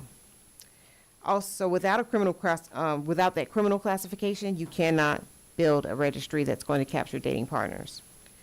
Other states like Tennessee can do this because they track it. They have already codified dating violence into their criminal code. Georgia has not done that. We have family violence. Family violence is our term, and we have the relationships that it recognizes. This bill creates a new section, or a new, terminology, domestic violence offense. And I'll point out, the term domestic violence doesn't appear anywhere in any of Georgia's code, whether it's civil or criminal. So the civil dating violence statute that we created in 2021, 1913A, gives the definition of dating violence for the purposes of the protective order. It does not impute that to the criminal code section. The criminal code section would need to recognize and integrate dating violence into its into the statutes or the crimes that you want it to apply to, like family violence does. And the other thing is, if you do not create the additional enhancements, then we're not also addressing the things that we can work with offenders on to begin to rehabilitate. For instance, family violence intervention programs apply to people who are charged and convicted of family violence, because the system believes that it's a value system and a belief system that leads you to believe you can exert power and control over your intimate partner. And so we require you, when you have that conviction, to go through family violence intervention programs. We add other sentencing enhancements, and these are the things that we believe make people aware, or create the remedies that we want to have happen when someone's charged with dating violence. So I believe that if we want to create a registry, the first thing you have to do is address the definition that we recognize in our criminal law.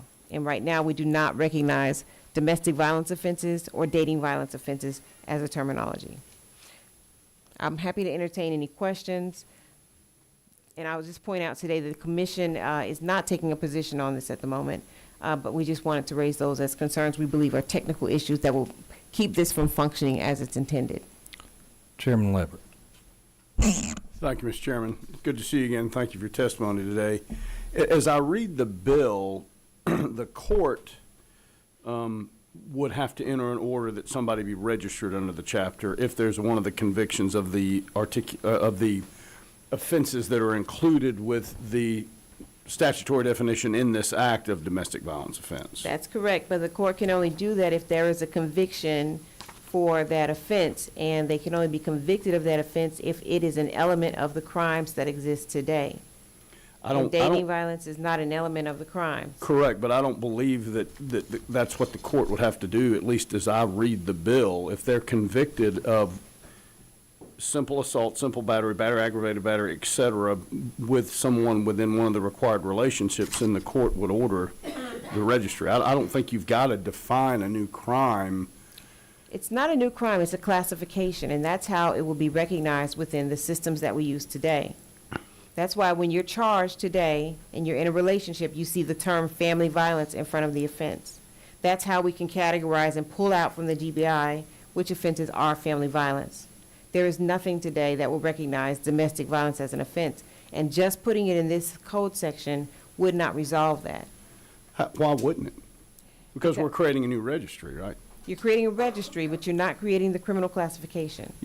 Well, you're not creating a criminal classification, but we're defining the crimes that would trigger the requirement to be registered under this registry. Yes, but when you have a prosecutor who appears in trial for that crime, the defendant has to be able to respond to, what they're being charged with. And when you're responding to a charge of, say, for instance, aggravated assault, whether you go on this registry hinges on if there is a specific relationship. If you don't prove that relationship at trial, then you don't get to the conviction for that, so that you get the classification that would put you into the registry. A judge can't make that determination post-conviction at sentencing without there being the established burden of proof beyond a reasonable doubt that this is the relationship that exists. I'll accept that assertion, but my assumption would be that there would be the DAs and the judges would be educated on this statute, and they would then make sure that got addressed in the proceeding. And if the judge, if there wasn't a finding as to that, or the judge didn't feel like that was established, then he would decline to order registration under this registry. I respectfully, I believe you still would need to have the element that the relationship exists. And if you look at the way we've defined dating relationships in 1913A, it's a factor test. And it's not like family violence where it's, have you lived together? Are you married or were you married? Yes, these are yes or no questions. Do you have a child in common? Were you regarded among your social companions as being in a relationship? Have you been intimately involved? You know, these are factors that you're weighing, and a jury would have to decide to say, is this a dating relationship? Then you can go to, the remaining. I don't think you get away from that having to be an element that you discuss at trial. I've raised this with the Council of Council Superior Court judges and a number of current DAs who are prosecuting domestic violence charges, several of the judges on the Commission on Family Violence, and a number of our other colleagues, some of whom are here today. And I have so far not had anyone disagree that you would still need to be able to prove those in the criminal code if you want to get the classification. And I think the classification would need to be in the term, because if you look at Tennessee and every other state in the South that already criminalizes dating violence, they call it domestic violence, that already criminalizes domestic violence, you see in the term domestic violence battery, domestic violence assault. And in Georgia, we have family violence battery, family violence assault. And so whenever there's a relationship that exists in the scope of what has happened in the charges, the prosecutor has to establish that relationship in the trial or in the plea. Well, because that's an underlying, that itself is a defined crime. I guess I admittedly don't do a lot of criminal defense work, so it probably would be better for someone on the committee who has a little more expertise than I do on this, but it would just seem to me that if we're not establishing a new crime, it would not be essential at trial to prove all those elements, and the court could take notice as long as there was some evidence at trial introduced to show that the registration was required because the statutory definition was satisfied. I guess the question would be, how would the prosecutor be on notice that they need to present some evidence at trial? Well, because they're aware of the statute. Of the registry, but it's not in the criminal code. The prosecutors respond to what's in Titles 16 and 17 when it comes to what are the elements of a crime. I have a feeling that we'll get the word to them about this registry. Yes. If there are any other questions, I'm happy to. You gonna wave on? Okay. Okay. I think we are entertaining this notion that's been brought up, so with the indulgence of my good friend from down in Lyons, I got that right, correct? Okay, good deal. What we're gonna do is we're going to work on this and put it back on for the calendar Monday. So, Thank you, Mr. Chairman. I know- Well, I think there was a question. I'd ask that members hold their question. We're gonna change this. We're gonna change this up. We're gonna change it up, and then I'll entertain that again. Since we're gonna be working on modifying this draft again, there may have been somebody else signed up, but I guess you'll waive. All right, thank you. All right, I have got to give the ladies a little bit of a bathroom break, so we're going to take 10 minutes and come back.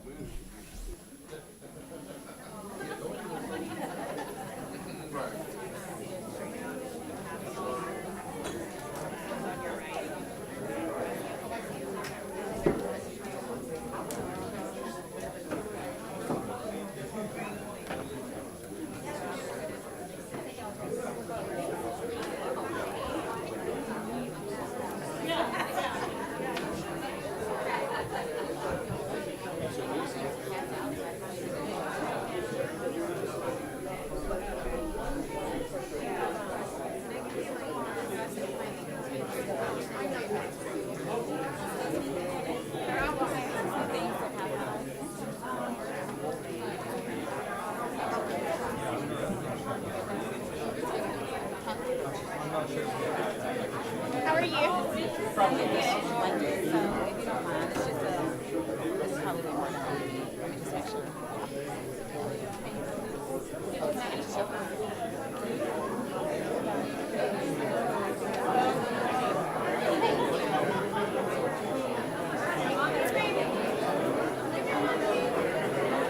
Okay. Hey, hopefully I'm next.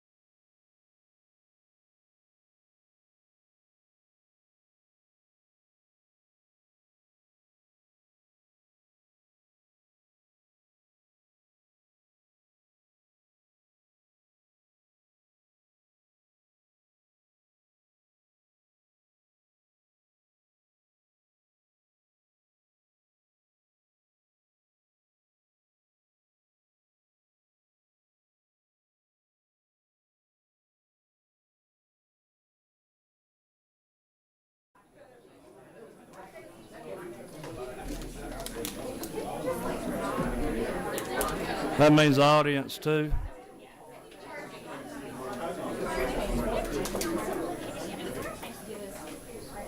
You know,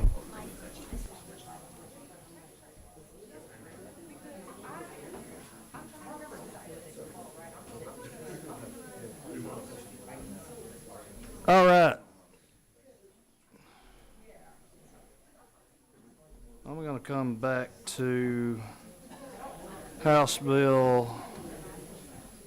1226. Representative Clark, you back with us? All right. I'll open up discussion for the committee. This is on Representative David Clark's legislation. House Bill 1226.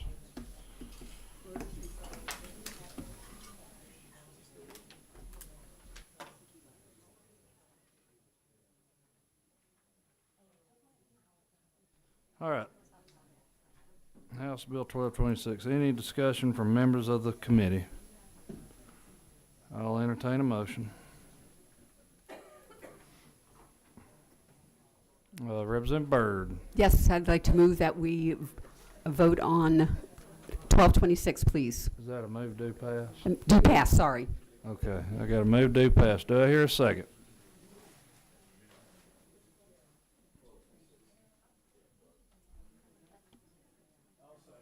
Yeah, just give me a second. All right, I got a move and a second. Do pass on House Bill 1226. All those in favor, say aye. All those opposed, no. All right, show of hands. Those against? 1, 2, 3, 4, 5. All right, 5 against. Okay. Those in favor, raise your hand.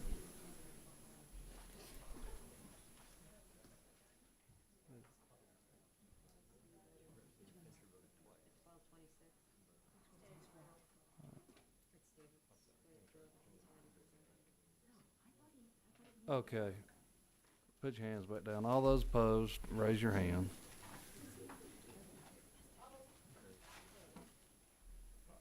All right. All those in favor?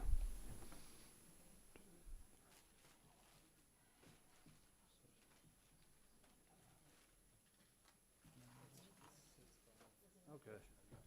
It passes. All right. Next, we will pull back up House Bill 1154. Any discussion from members of the committee? There we go. Vice Chairman Hong. Thank you, Mr. Chair.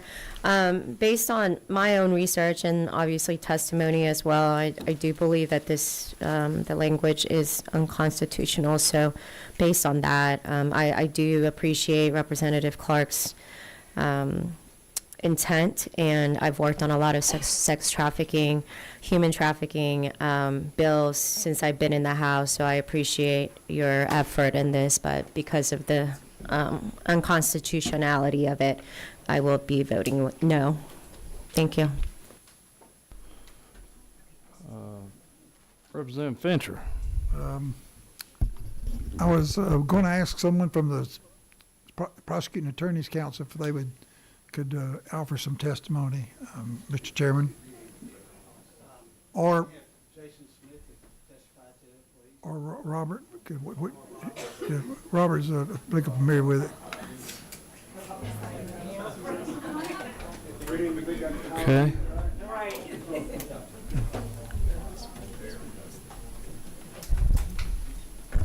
Good evening, Earl Newton, District Attorney, Cherokee Judicial Circuit, Bartow and Gordon Counties. Thank you to the committee. The question I ask is based on what has been revealed to us that this is considered to be unconstitutional. Do you have an opinion as to I concur with that opinion. And a district attorney, by the way, is supposed to support and defend the Constitution. I will not ask for something that's unconstitutional. I can't do it. Thank you. Any other questions? Thank you, sir. Absolutely. Thank y'all. Any other discussion from members of the committee? All right. Do I have a motion?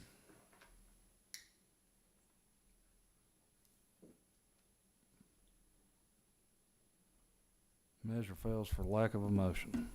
Okay, we'll move on.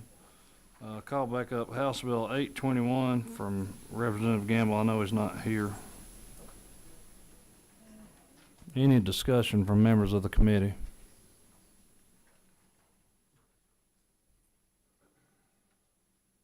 I'll give you a minute to pull that one back up.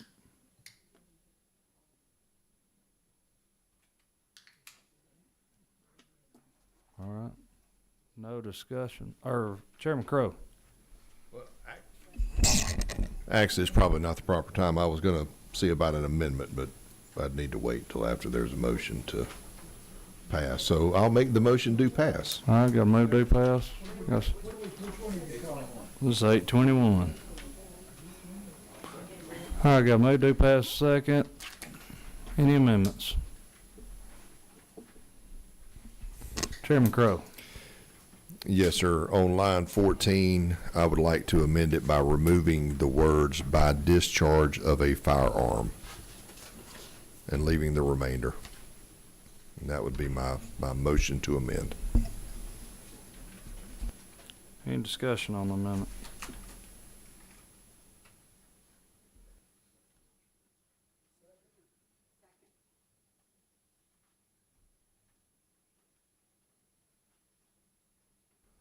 All right, I got a motion and a second on the Crow amendment. Discussion, Vice Chairman Hall. Thank you, Mr. Chair. We've heard from Floor Leader Gamble about this, and he was very clear on his intent when we were talking about whether or not his intent was discharge versus possession. And that's why we worked that language around to make sure that it stated discharge of a firearm. Again, I know he's not here, but we want to make sure that the intent of the sponsor is reflected on the bill that we pass. In addition, as I believe Gactel had testified, the actual language in the code 16-5-21C also includes the language discharge of a firearm when we're talking about the offensive ag assault upon a public safety officer. So it does, it mirrors the actual code section when it talks about ag assault on a police officer. So I believe that this language that we have in this bill is correct and should be kept. Thank you. Representative Fincher. Mr. Chairman, being respectful to the madam, I just feel like aggravated assault upon a public officer is, if you're going to force it to be heard before a Superior Court judge, I don't see any reason why aggravated assault. It was mentioned that someone could assault you with a knife, and that would certainly be something you'd want a Superior Court judge to review about whether to release that person on a bond. So I think we ought to take the amendment and bring it down to just aggravated assault. Chairman Crow. Thank you, Mr. Chairman. And to that point, I did ask Floor Leader Gamble before he had stepped out. We admittedly did not get to have a long conversation. I told him what I was considering, and he did not seem to object. He just had concern about its ability to maybe make it through here, and I certainly wouldn't want to damage the bill moving forward. But if there was an ability to get the votes, I think that, as Representative Fincher said, that the discharge of a firearm portion, I don't think that an ag assault simply by discharging a firearm at an officer should be something that would constitute Superior Court only bond. I think ag assault in general against a public safety officer would be sufficient to at least warrant a review for bond by a Superior Court judge. Okay. Any other discussion from members of the committee on the Crow amendment, which would strike the words in line 14 by discharge of a firearm? Okay, we got a move and a second. No further discussion. We'll vote the amendment now. All those in favor of the Crow amendment say aye. Aye. All those opposed, same sign. No. All right, it passes. Okay. All right. Barring no further amendments, all those in favor of the passage of House Bill 821 LC 481740S as amended with the Crow amendment say aye. Aye. All those opposed, same sign. All right, that's on the rules. Okay, next I'm going to go to House Bill 1348, Chairman Cooper's bill. Any discussion from members of the committee? This is House Bill 1398.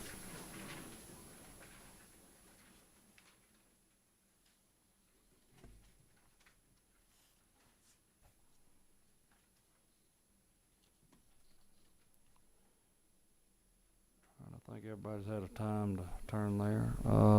Discussion. At the appropriate time. Okay, I'll say it's appropriate time. Motion do pass. I got to move do pass. Do I hear a second? All right, got to move do pass second. Any amendments here? None. All those in favor of the passage of House Bill 1398 LC 600323S say aye. Aye. All those opposed, same sign. All right, it's on the rules. Okay. All right, next up we will hear House Bill 894. Is Representative Holcomb here? Yep, I see him. Come on down.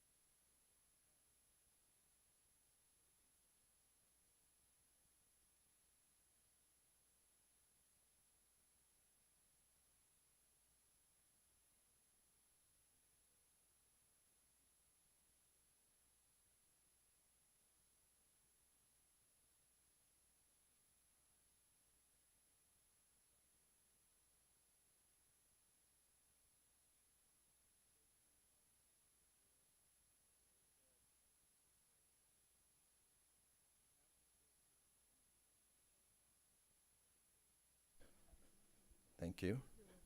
Was that off the whole time? But I heard you wonderfully. Come on. Okay. All right. Thank you. I'm sorry. There are certain crimes that are excluded, and those are in Section 3.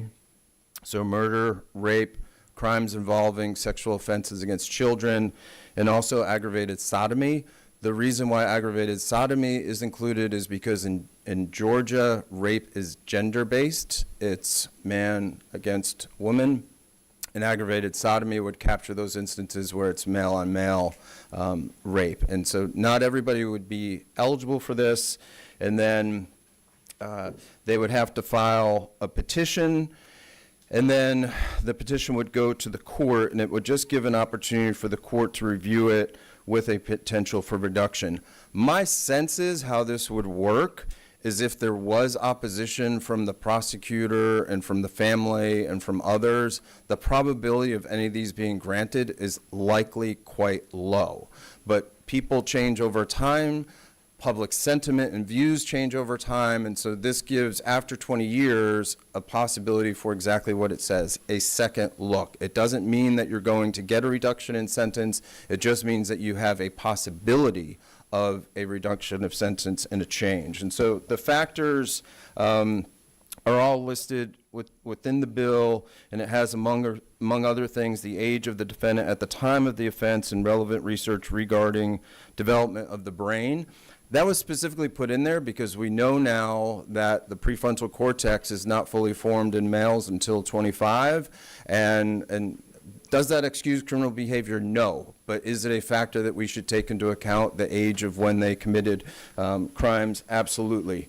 In addition to that, the health of the defendant and the likely impact of this factor to mitigate a potential risk to public safety, the nature of the offense, including any changing societal attitudes regarding the propriety of criminalizing the offense. For example, drug views have certainly changed over the last 20 years or so. The history and characteristics of the defendant at the time of the petition with respect to their defendant's disciplinary record while incarcerated and the defendant's efforts to participate in educational, therapeutic, and vocational opportunities while imprisoned. The circumstance of the offense, again, with the defendant's role in the commission, reports of physical, mental, or psychiatric examination, et cetera. I won't go through all of them unless you want me to, but it's a pretty thorough list in terms of the factors that the judge would take into account, and then if so, the judge could potentially calculate a new term based on this information. There is, I will highlight, I've had some conversation about this, and this is on line 121.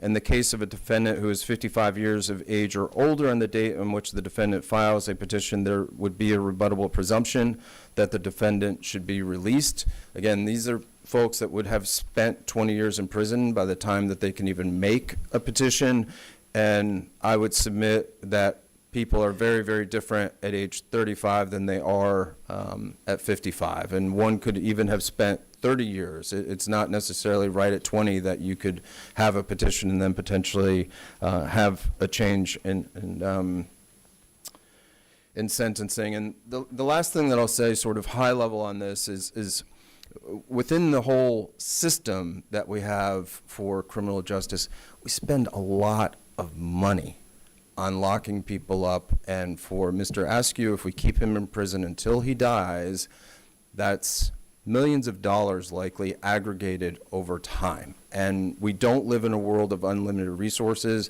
I would much rather have more police officers, more money towards testing evidence quickly, more on the front end to address and get justice for individuals quicker, as opposed to individuals like Jesse that are really trapped. And I think, too, the final thing that I would say, just objectively, his sentence is unjust.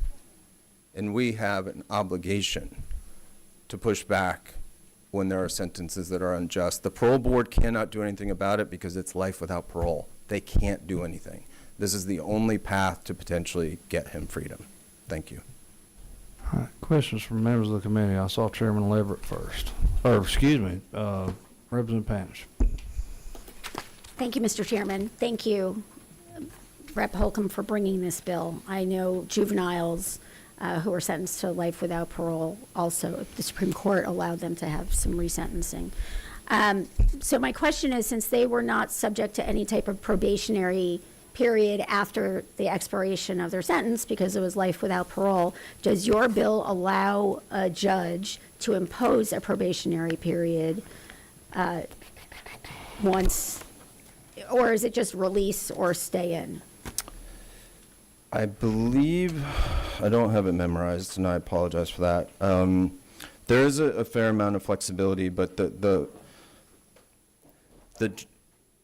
general idea is more towards a reduction that can lead to release, with the idea that these would be people that would evidence good behavior in prison and that there wouldn't be much objection to from either the law enforcement individuals that were involved or from the families. Is that something you'd be open to allow the court to impose a probationary period if the court feels it's necessary? Yes, and it may be in here, and I don't know if legislative counsel can help me with that quickly. While they're looking, we'll go to another question. Let's see, number 11, is that you, Chairman Gallup? It is. Hey, thank you, Representative. Two questions. One, who's the court of standing to hear this? Is it the court that they were prosecuted in? Yes. Okay. And how hard are you on the 55 that you talked about, line 121, 55 years? I'm open to the wisdom of the committee, Mr. Chairman. Well, I want to be fair.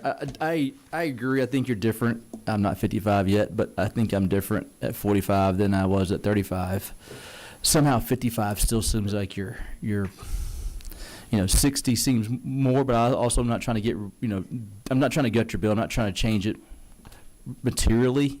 I just don't know if I feel like 55 is the right number, but we'll talk through that as we go. It's on line 121. Yeah.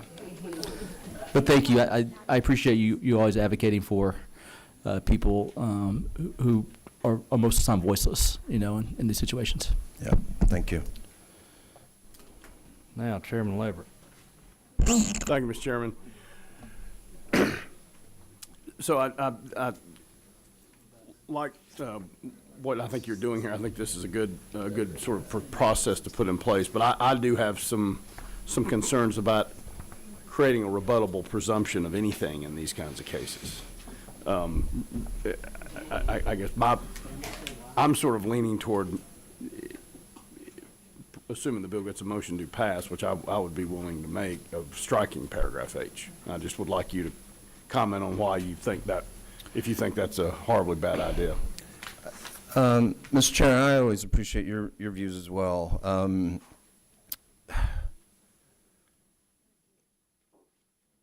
It is a policy choice, but I would, between the two possibilities of maybe raising it to 60 or even 65 versus striking it, I'd rather a raising of the age than a striking completely, because while we can't reduce to zero the potential public safety risk, you can't reduce any risk to zero. It really does decline as individuals get older, especially somebody that spent a full 20 years. They know what the consequences are if they mess up. They're going right back. I'm not quite 55 yet, but I'm not far. And I don't say this lightly. Like, physically, I'm broken. Like, just broken. So, it's old, in my opinion. Others may disagree, but, I mean, look at me. I'm a lot older, yeah. And it doesn't get no better. I got to warn you.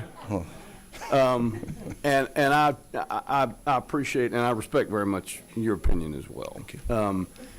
I guess my concern is the rebuttable presumption seems to say generally folks ought to get released at some age, no matter Correct. what they did and no matter how they're acting now. And I'm concerned that we may that provision could lead to some abuse of the what I think is a great idea of this procedure. And I'm also reminded of the expression Judge Robert M. Hurd used to say, is you keep the shortest chain on the oldest wolf.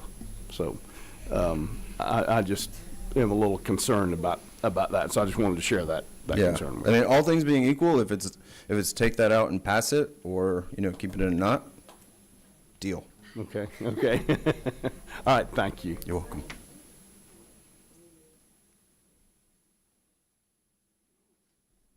Number 17, Representative Fincher. I just want to join with Representative Leverett in saying that I think that's a killer for me. If you're going to put it as a rebuttable presumption, that's saying the judge can't make a good decision.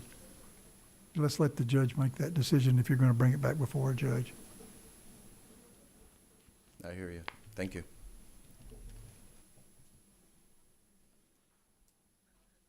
Okay. Thank you, Representative Hockling. I'm going to move on to see if there's testimony from the audience. Chairman Shaw, did you have anything you wanted to add?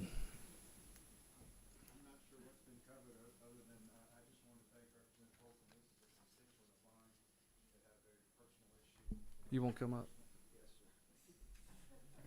I was going to keep it real brief. I know it's late, but I just had a real personal situation as a former DA, and he asked us to consider bringing this legislation forward. And Representative Holcomb, being sort of a subject matter expert in this space, agreed to work with me on that. So I thank you, and I thank you for the hearing today, and I know my constituent thanks you very, very much, Mr. Chairman. Well, thank you, and thank you for your hard work today on getting some much-needed relief headed towards Georgians.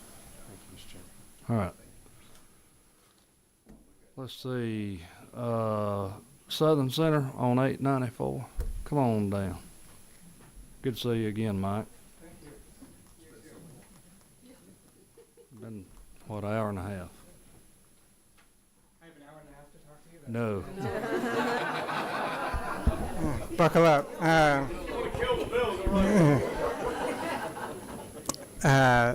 Michael Admiran, I'm at the Southern Center for Human Rights.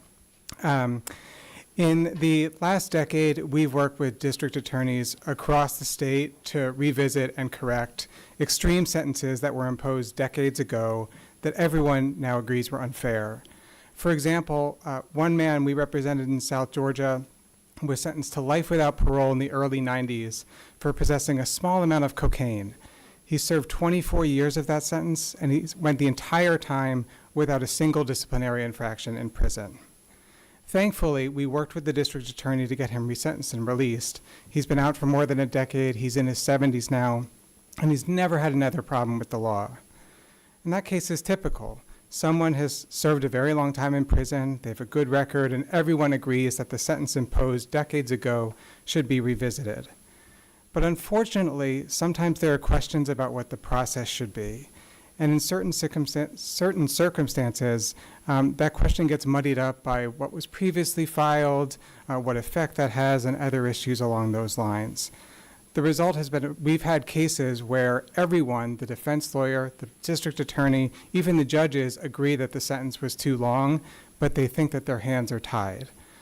This bill would just clarify the process for those types of claims, and including the evidence that could be considered as long as someone meets certain criteria. It would also allow the court to consider evidence that wasn't previously available, such as how sentencing ranges have changed in the decades since the original sentence was imposed, and any evidence of the defendant's rehabilitation. Finally, if this bill were passed, Georgia would join a growing number of states to enact second chance bills such as this one. And I do want to say on a personal note, regarding the case that has prompted this law, after that article appeared in the New York Times, the Georgia Parole Board contacted me and asked if we could take on Jesse Askew's case to look and see if there was something we could do to try to help him. I don't want to comment on anything we've proposed at this point, but I will say it's very tough sledding given the current landscape, and a bill like this would help them because at the moment the Parole Board's hands are tied and courts have felt that their hands are tied as well. I welcome any questions. And we support this bill. I didn't say that, if that wasn't clear. I see no questions. Thank you, Mike. Thank you very much. All right, next and last but not least, Mr. Randy McGinley from the Alcovey Circuit.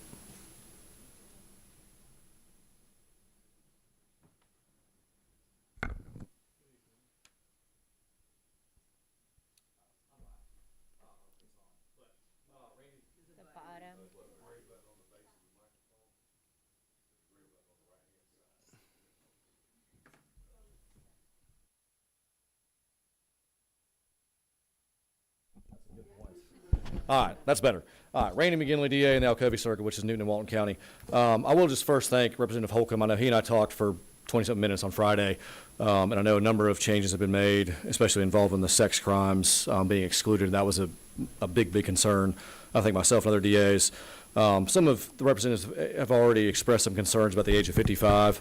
I'm not ready to say 55 is old. I'm not there yet, but there's a lot of 55-year-olds that can do a lot of things. My dad is 78 and hunts with a climbing stand and goes up and climbs a tree with him, by himself at 78 years old.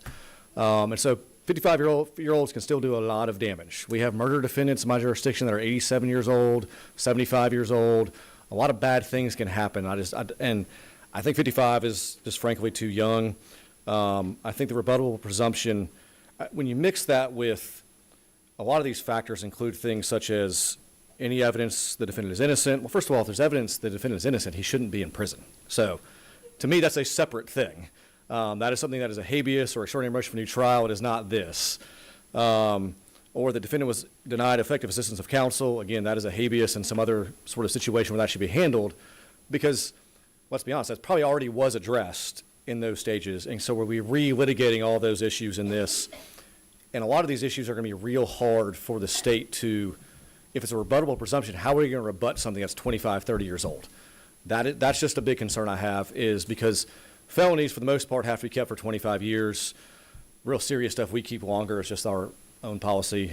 I don't know if I'll be here 25 years from now, but those are just the concerns I have. Another thing is there's no difference between a negotiated plea and a sentence after trial or non-negotiated plea.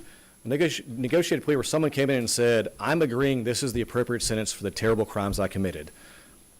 We should consider that. There's a difference between that and another situation. They have agreed to the sentence because there is some level of certainty with victims where I can tell a victim, you don't have to worry about this. And we talk about young defendants, but what about young victims who were a victim of a crime, when they were teenagers, and they don't want to have to worry about coming to a hearing when they're 35 years old in the prime of their life when they were robbed at gunpoint. And I know we can sit here and say, well, in a certain situation, no gun was actually fired, but we've already just had a discussion about whether or not you pull a gun or point a gun or pull a trigger. It's still a serious crime regardless of whether or not you pull the trigger. And look, I get there's this specific situation. What I'll say is I know the other sponsor of the bill is from Houston County. I think he's spoken to the DA there in Houston County who can't be here today. He has told me that it's okay that I share that. No one's reached out to him specifically about this case, and he's willing to take a look at it. If it's one specific situation, I just generally have the feeling that if we're looking to fix one thing, going to an extreme of legislating something seems a bit much, in my personal view of that.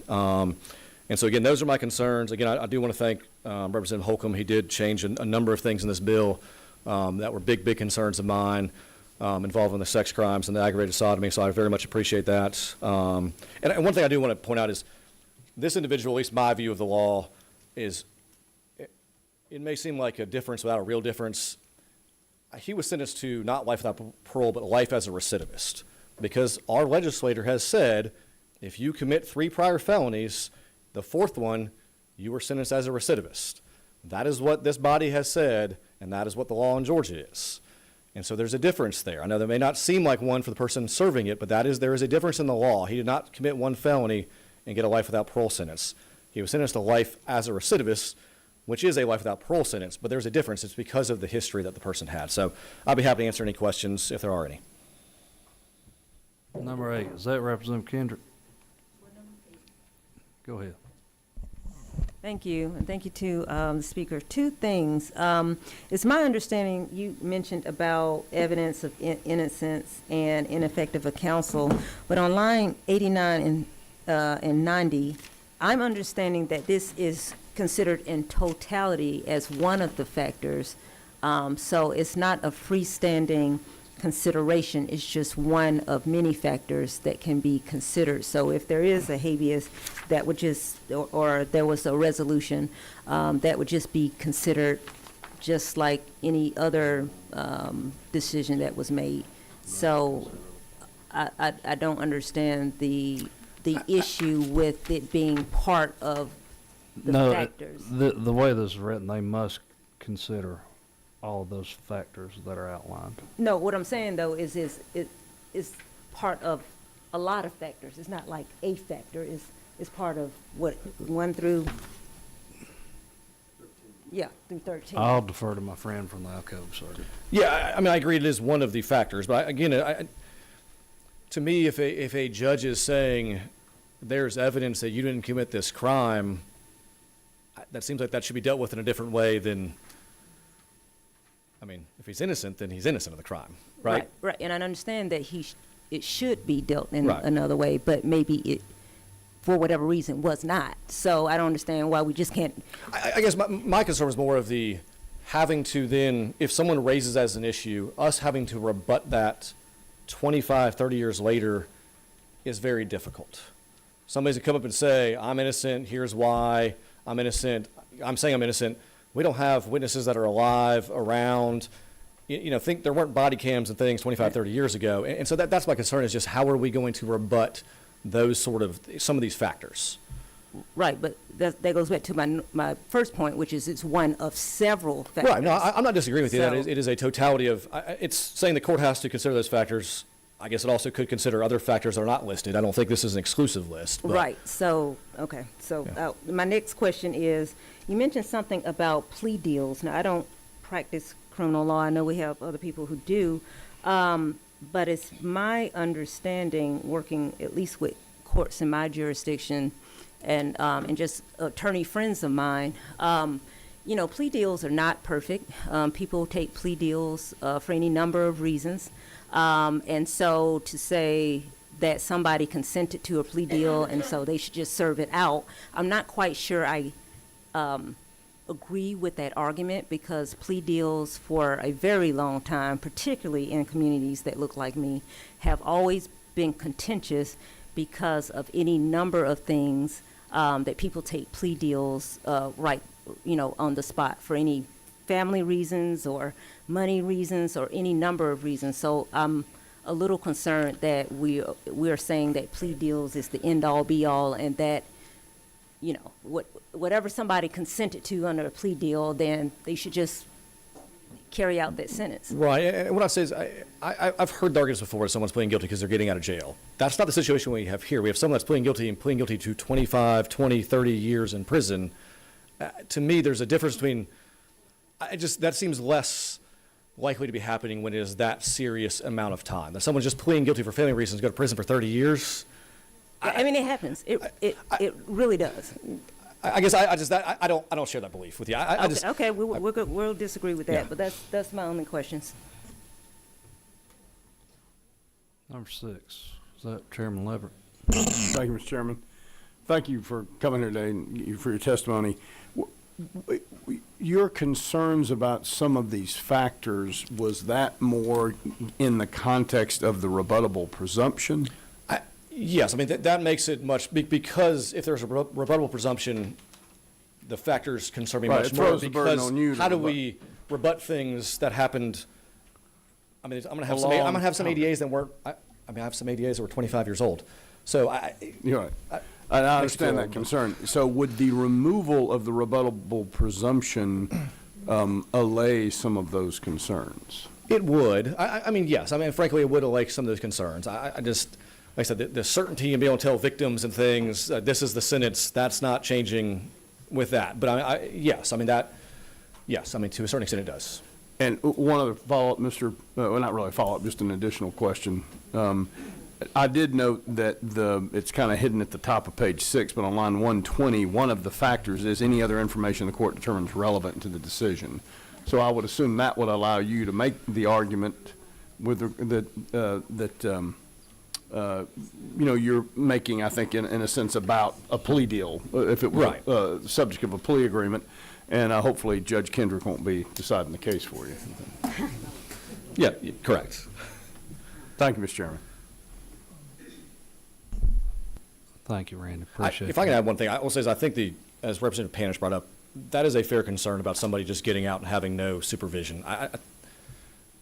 That's a fair concern. If somebody's getting out after a long period in prison and just saying, hey, be released with no supervision, that is a fair concern too. So I just wanted to add that. Representative Panish had a question. Thank you. First, I'm 54, so I'm close to 55, and it's not old. All them children. That's right. That's right.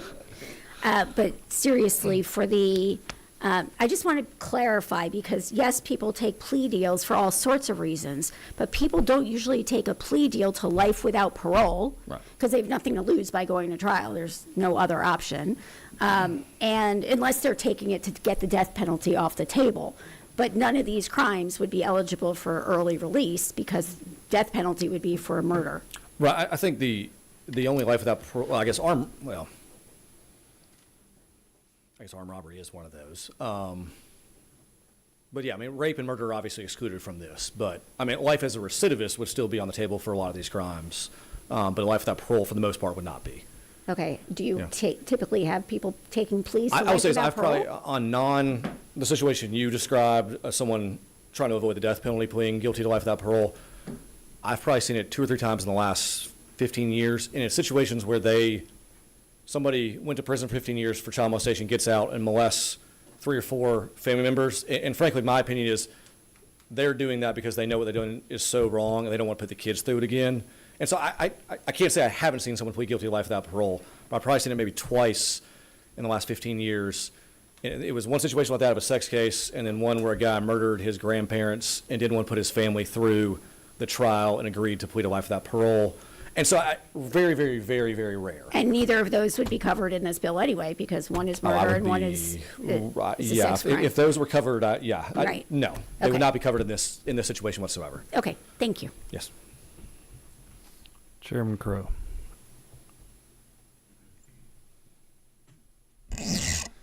Well, I'll be 53 in June. And I suddenly, and between the time I pushed my button and the time you recognized me, I forgot what I was going to ask. So I'll wave.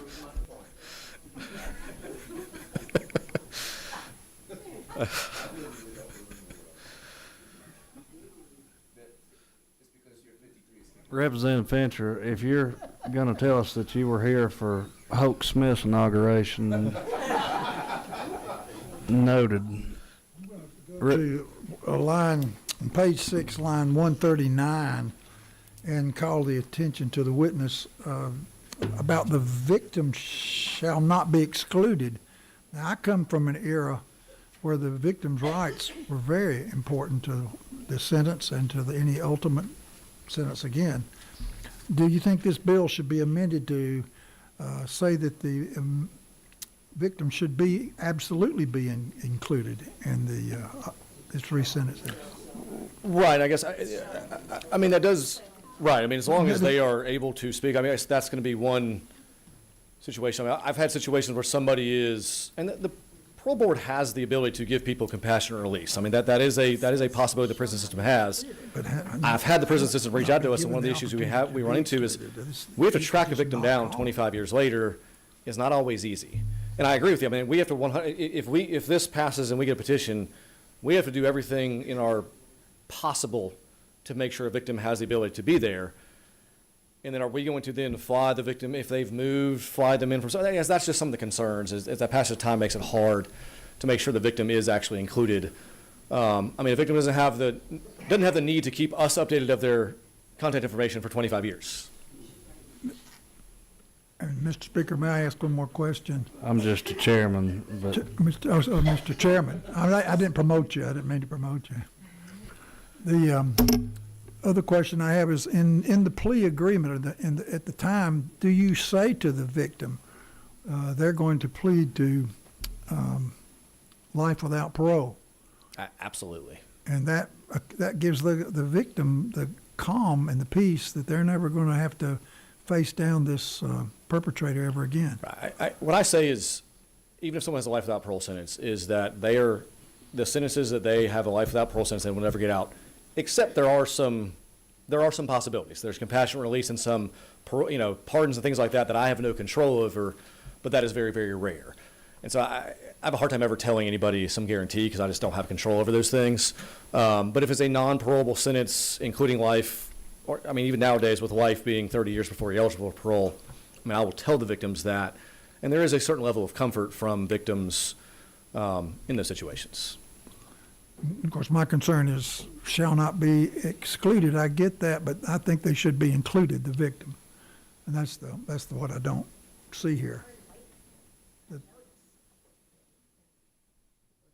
Okay.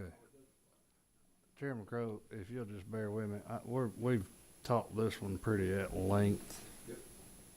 So I'm gonna let you be the last one. Okay. And thank you. And I wrote it down just so I wouldn't forget. Again, to their point earlier about somebody coming out after a long time in prison, I know that typically on long sentences there's a reentry type program that the state has, pardons and paroles have. Is that correct?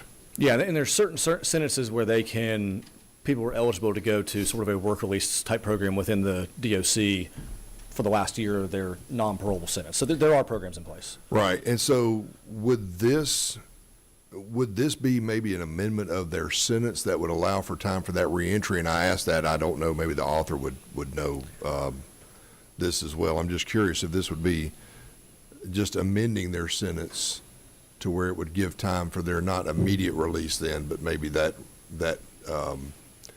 runway reentry that is often for people who have done a life sentence, that they have that reentry program. Because after 20 years, you think 20 years ago we didn't have iPhones or half the stuff we have now, so the society changes a lot. Right. I agree. That's a concern. Yeah. I don't know if this addresses that.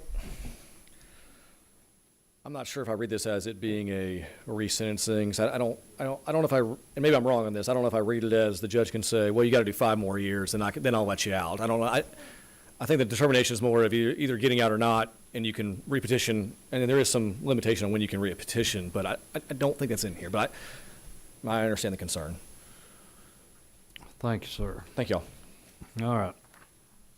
I think there's some amendments. Representative Holcomb, I will do this. We have another meeting for sure on Monday. If you want to get with some of the members that have raised some concerns and have some help on the amendment, we'll go right ahead. I don't think I have anybody else signed up for this, do I?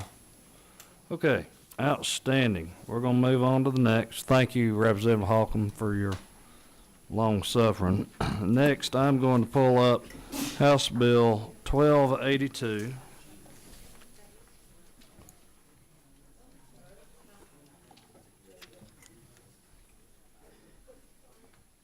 I'll give you a chance to get to it.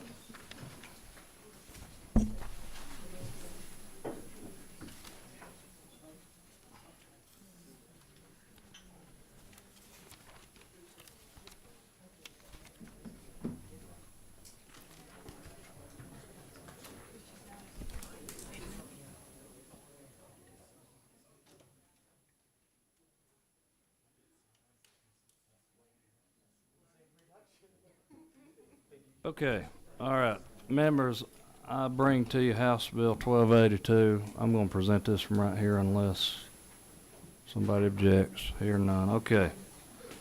All right. House Bill 1282. This is amending OCGA 17-3-2.1 to add aggravated sexual battery to the list of offenses which, if committed on or after July 1st, 2012, and the victim is under 16 years of age, may be prosecuted at any time.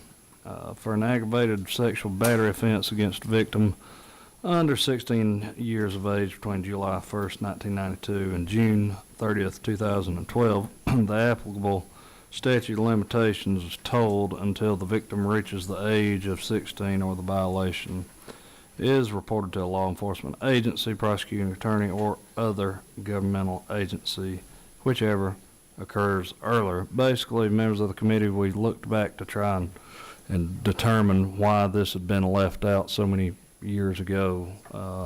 And nobody really had a good answer as to why this had been left off of the list. So anyways, I'll stand for any questions.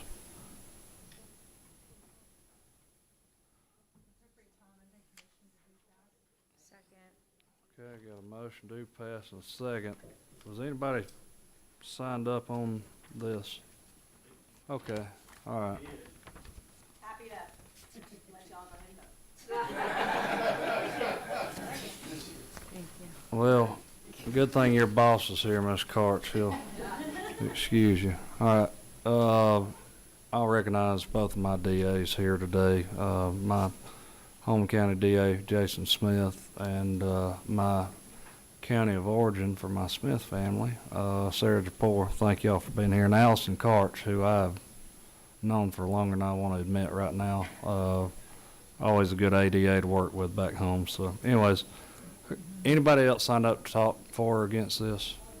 All right, we got a motion and a second to pass. Any amendments? Seeing none, all those in favor of the passage of House Bill 1282, LC 481731, say aye. Aye. All those opposed, same sign. Okay, thank you, members. All right, and last but not least, we have House Bill 496, Representative Jasmine Clark.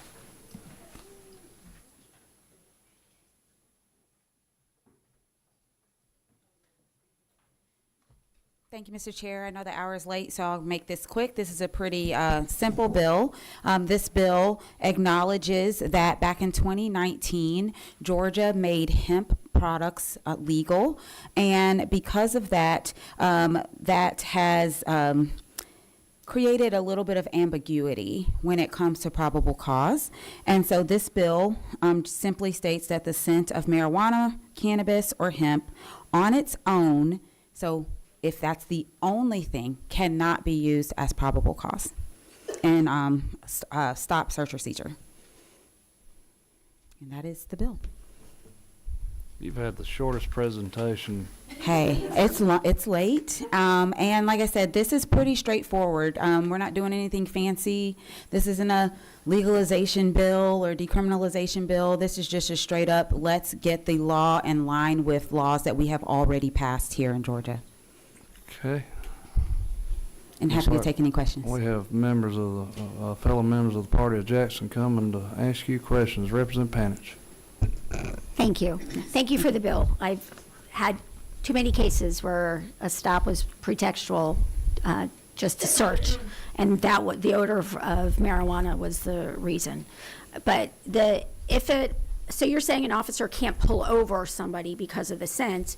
Once they are pulled over, if there was a different reason and the scent, they can identify it, that can be a reason for probable cause. It's just can't be the reason for probable cause. Yeah, absolutely. So when it comes to probable cause, totality of circumstances, and I'm not a lawyer by any stretch of the imagination, so, but what this says is just using only the scent cannot be reach the level of reliability for probable cause. Thank you. Chairman Crow. Thank you. And I'm going to ask you another one of those questions that you may not, I'm not a lawyer either, so we're in the same boat. Welcome to the club. But that same paragraph A starting on 11, it says that the scent of marijuana, cannabis, or hemp on its own, whether burnt or not, shall not provide a law enforcement officer with a reasonable suspicion or probable cause for a stop, search, seizure, or arrest. And sort of to her point, probable articulable suspicion a lot of times is used for a request for consent to search.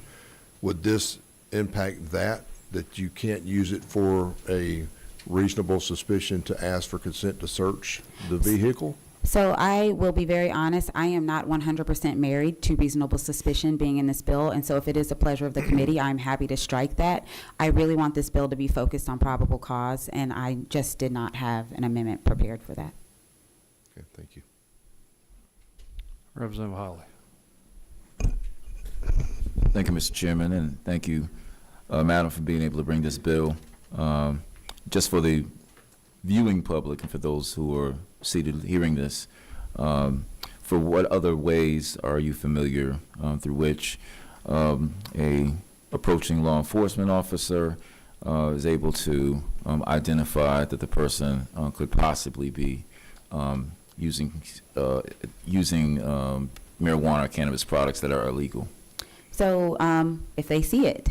So we, at this point, have body cam, all these different things. There are lots of objective ways for a police officer to, say that I have enough probable cause for a warrantless search. But unfortunately, odor is very subjective. And so this would strengthen the probable cause for that law enforcement officer by them having something objective that they can look at. So if they see it, if the person is doing something else that gives them reason to believe that a crime is being committed, then that is fine. This law would not change any of that. It only specifically relates to the scent of marijuana, which again is subjective. Thank you. And not measurable. No, thank you. I remember when we both were here to pass House Bill 324 and House Bill 213. And so really, if we're just relying on that as a sole factor, then it could very well be said that the officer is smelling the suspect in the possession of something that is actually lawful. Absolutely. So as I mentioned earlier, we did legalize hemp in the state of Georgia. The chemical composition of hemp products is exactly the same as far as the thing that makes the smell. It's terpenes and volatile sulfuric compounds, and that's where you get that skunk-like smell. That is consistent through all of these different products, including the ones that are legal. So the smell alone is not an indication that there's any illegal activity happening. See no other questions? Thank you. Thank you. We have several signed up. Remind you, 1:30. And I'm just going to go in the order I have right here. Let's see, Corey Lowe.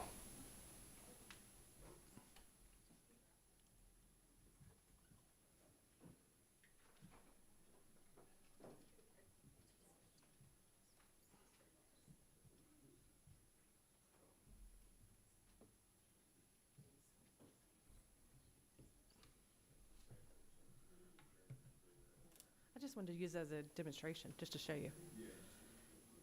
Oh, I didn't know that. Yeah, we don't Okay. use props. No problem.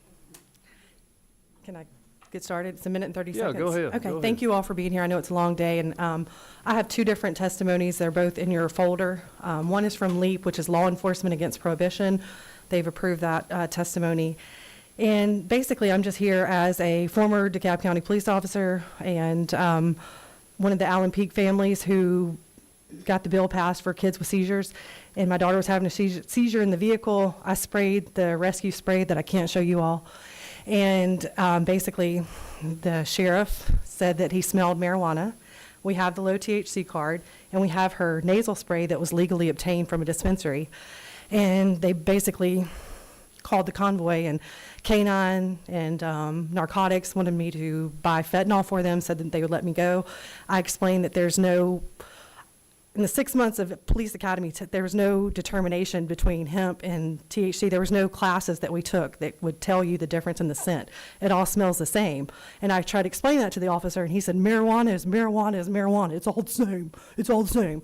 And I said, no, sir, I used to be a cop. I understand that there's a difference. People take hemp, and I was in front of a hemp store, and I had the receipt. I did all the things because I also had a pack of CBD cigarettes that were legally obtained. They took those and basically just charged me with tampering with evidence and possession of marijuana. And I have my daughter's oil in the card, and we're a patient, and we're trying to do everything legally, but we had to spend $25,000 fighting the case.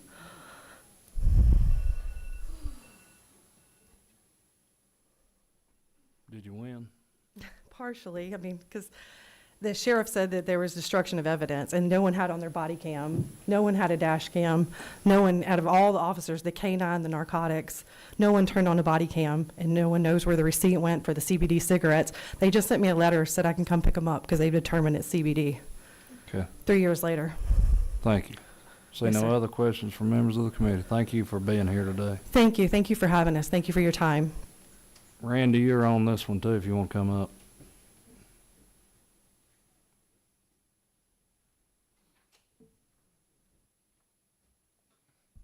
Thank you all again. Randy McGinley, DA.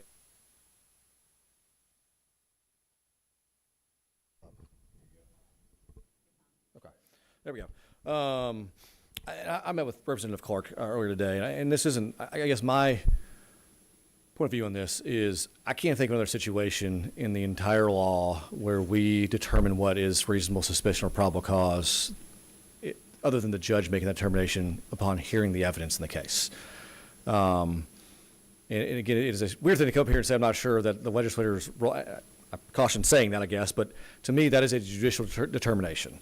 Is what is reasonable suspicion, what is probable cause, is based on what the judge determines it to be. And to say it is, there are subjective things that are considered. Somebody's body language, someone's actions are subjective. And I guess if we're going to say that if it's something that you can't see on video, then you can't use that, that seems, we're saying, a law enforcement officer saying they smell it, we're just not going to trust what they're saying in any situation. And, you know, because you can, frankly, if you look at something with your own eyes and on a video, and you're asked, is that marijuana or is that hemp, even though it's on video, are you going to be able to answer that question? I don't know if you are. So it just seems, to me, it seems a strange thing to limit this situation of just to a smell. And this will be the first time in anywhere in the code section I can find where the legislator is telling courts what is reasonable suspicion, what is not reasonable suspicion, what is probable cause, what is not probable cause. And I just think it's a strange situation to wade into for the legislator. Again, and if I could just finish real brief, just real quick, is, you know, the hemp, what is legal and what is not legal with hemp? There's some readings of it that you need to have a license to possess hemp. It's hard, and I don't know how to say this respectfully, is some of the changes in the law to marijuana and hemp and everything for the last 6 years has made law enforcement and prosecutors' job very hard. Because it's very, very hard for us to know what we can do, what we can't do, what we can prosecute, what we cannot prosecute. And overly complicating it more is maybe not the way to go, in my opinion. Look like you got a question, Chairman Gullett. If we were to strike reasonable suspicion, so it just would basically provide law enforcement, shall not provide law enforcement with probable cause for a stop, you would say that makes it better, am I right? I would agree it makes it better. I still have some of the same concerns. Sure, you still have concerns, but it makes Right. it better. I think that's fair. Okay, thank you. See no other questions. Thank you again. Enforcement, anytime I can, because that's my background. Essentially, what they're saying is they're making it impossible to make a case for marijuana. I mean, if you're on a stop, on an automobile stop, you smell it, they're burning marijuana or burning a product in the car, you should be able to approach to see if it's marijuana or not. If they don't, you've legalized marijuana, or an officer can't make a stop and can't make an arrest. I mean, I can't see how you can go forward if you can't articulate reasonable suspicion and probable cause. Can you see a situation where they could? I guess the concern with that, and I'm not trying to put words in your mouth, but if you can't approach somebody because of the smell, how can you do those other things other than the smell? If you can't even approach somebody when you smell something to be able to see it, to be able to see their manifestations, I think that limitation is the concern here. And it appears that there may be a step someday soon where we just legalize marijuana. But that's not done yet, and until that's done, you're stepping into the purview of the review from a judicial officer. Don't you agree with that? That's my concern, is this will be the first time where we're the legislature stepping into what's reasonable suspicion and what's probable cause. Thank you. Lighting up like a Christmas tree up here. Let's see, number 8, Representative Kendrick. Thank you. I was trying to understand, so you're saying if somebody is driving in the car and you see something that might look like marijuana, you don't think that the officer is going to be able to pull them? Well, if you see it under this bill, it's perfectly fine. Right. But if you just smell it, it's not okay. Right. So I'm trying to figure out, so you want law enforcement officers to be able to smell hemp or marijuana, whatever that smell is, and to be able to pull someone over and to confirm that it is the marijuana and hemp under probable cause or reasonable I suspicion. guess just because my opinion is that I think court should make the determination of what is reasonable suspicion and what is probable cause. Okay. That's my take on that. Okay. So there's no way that we can make this bill better, in your opinion? You're just against the bill just as a policy reason? I mean, I guess to what Chairman Gold said, it's hard to say. If you say, will this make it better or worse, I'm going to be truthful and say this makes it better or worse, but I don't. I just think that is, again, I've never seen a situation in the statutes of Georgia where probable cause reasonable suspicion is defined by the legislature. That's not anywhere else in our code section. Okay, so as a policy reason, you just think we should? Well, I think that is a determination that a neutral magistrate or judge, should make. Just against the bill, period. Okay, gotcha. Okay, number 5, Representative Panich. Hi, I'm having a little challenge with this. This isn't in court. This is on the side of the road where the officer would have a car go by, I guess smell something, and then use that to stop the car. We're saying that the smell alone can't be your reason to stop the car. But this isn't a judge making this determination. This is an officer on the side of the road in the moment making the determination. Well, but I guess in my world as a prosecutor, how does that come up unless there's some arrest made and then it comes into court? And I guess that's where I'm viewing this as like a motion to suppress sort of issue, is where and maybe I'm looking at that wrong, is only limiting it to that. But if it comes to court and it gets challenged, that's when this would come up. Yes, but we're also telling officers not to pull people over if the only thing they have is the smell of a car going by. And so, yes, if somebody got arrested, they'd file a motion to suppress under the Fourth Amendment, and then you'd have a hearing. But we're trying to stop that by saying, officer, if the only thing you have is smell, that is not to be considered as probable cause. I guess, and along the same lines, this would be the only situation where I can think of where we're telling law enforcement, this thing is illegal, but if you have some evidence of it, you can't use that. And that's just, again, that's strange to me. Like, we're not trying to, like, at least in this bill, we're saying it is still illegal. And so we're trying to limit what is the level of evidence that an officer can then be involved in that situation when it is, because I mean, again, reasonable suspicion is not, beyond a reasonable doubt. Right. It is reasonable suspicion. And so I think just defining that, I just don't think that's appropriate. I think that's, I don't know. I guess from a policy perspective, I find that strange that the legislators wading into what is and what is not reasonable suspicion or probable cause. Okay, I mean, we tell judges what they can include or consider or not consider all the time. So I don't know that maybe it's odd for that particular burden, but that's what we do. We make the laws. Right. Thank you.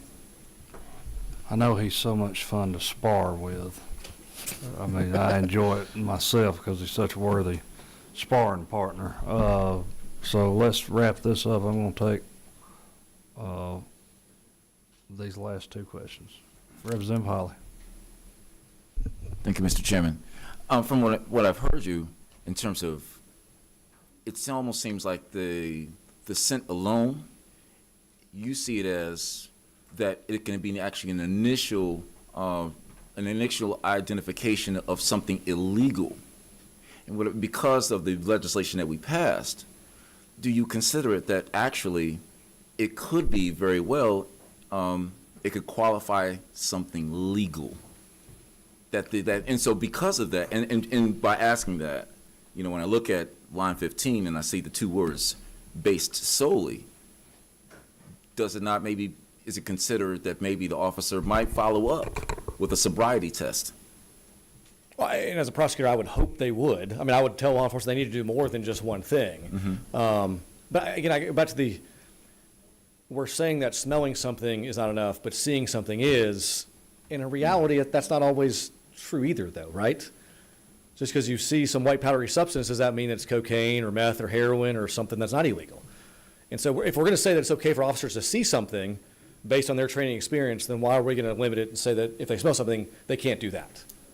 So you would feel better if there was actually in there where it would specify that, or you could add in that the looks of it beyond just the smelling of it would have to be necessary. So that basically you'd have to put in. Sorry for making you're it okay, you're difficult, okay. you know, but just it would have to. You wanted to make sure that it is actually included in here that if you take out the reasonable suspicion part, then you could still have the officer be able to determine probable cause by other means beyond just the smell of something that is actually legal. Right, and that's why I said to Chairman Gold's question is, would that be better in my opinion? And my answer was yes. Okay. Yeah, thank you. Chairman Crow. Thank you. Obviously, you're aware of my background, and I have a different perspective on it than some of my colleagues. And it is true that if you smell the odor, you may or may not, an officer may or may not be able to determine whether or not it is marijuana or hemp or something else. But my concern is if we make a policy decision that there could be something illegal going on, I think it is, I don't like a policy perspective that says it may or may not be legal, to tell the officers in that they cannot investigate or stop to determine whether it is legal or illegal what is going on. An example I used earlier when I was talking to some of my friends that are here in the back there, we had a good chat at the ropes. When I was working, if I smelled, if I saw a car go by or was behind a vehicle or whatever, saw smoke come out or smelled the odor coming from that vehicle as I was driving behind it, stopping that vehicle, if they are smoking marijuana in that vehicle going down the road, there is a high likelihood they're driving under the influence of marijuana, and that needs to be stopped to be investigated. And so I think telling officers that they cannot use that as a determination to at least take that next investigatory step, I think is dangerous policy, because I think that we need to err on the side of giving them more tools rather than less tools. You know, I think that it did complicate things when we legalized hemp and some other things. I say I don't know that I was here when that happened, but maybe we should revisit that as whether or not that's legal or not. So, If I could add one thing to that, just very briefly, is there are a number of substances that you can legally take, but you don't need to be driving under the influence even though they're legal. Thank you. See no further questions. Thank y'all. Thank you. All right. Got several signed up. Let me get to it. Brian Rashad. Okay, all right. He didn't say which one he signed up for, so I wanted to check and see. Omari? That's me. Come on down.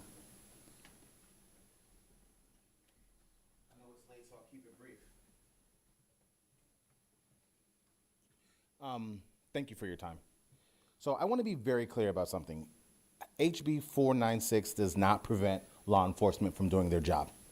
If there's impairment, unsafe driving, illegal possession in plain view, or any other objective evidence, officers still have the full authority to act. What this bill does is remove aroma alone as justification, right? That's the part that we keep missing, right? Law enforcement can still do their job.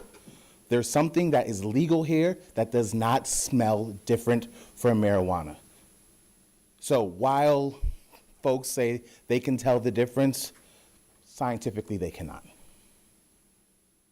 This is not anti-police, this is pro-clear standards. Clear standards protect officers from bad stops, bad searches, bad cases. They also protect citizens from unnecessary encounters that escalate simply because of a smell that could come from a legal product. I'm in favor of police standards and giving police all the tools they need, but I need them to also have objective standards. Thank you. I see no questions. Thank you. All right, next I have Miss Yolanda Bennett. Come on down.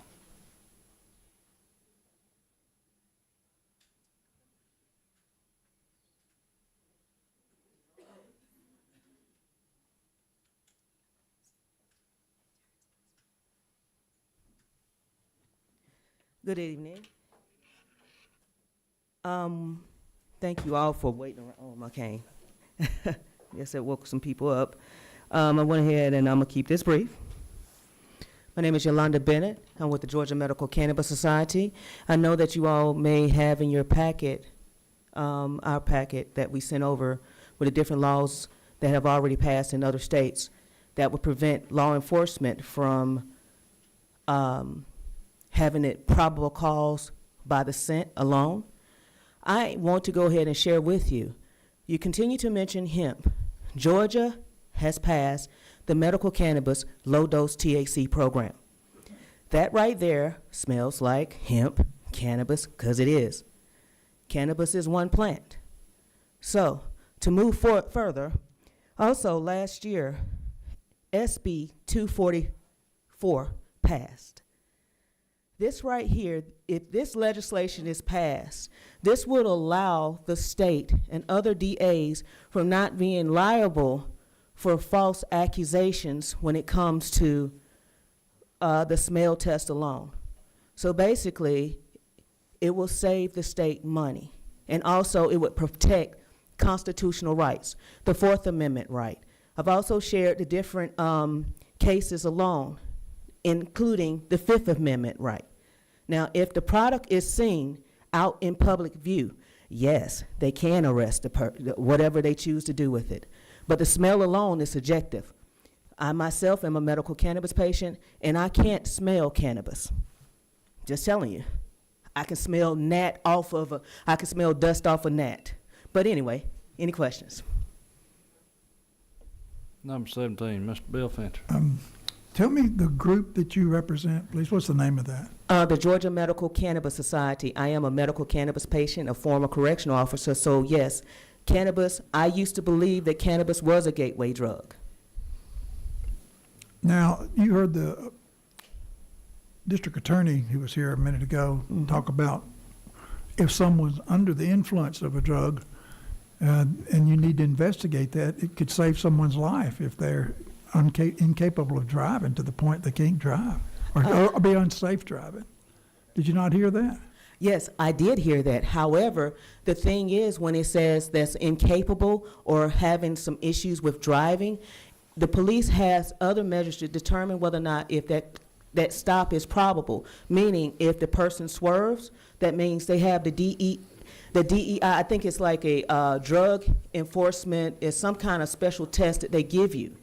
Drug identification of the impairment, what you're having. So they do have special tests for that. So the probable cause of smell is subjective.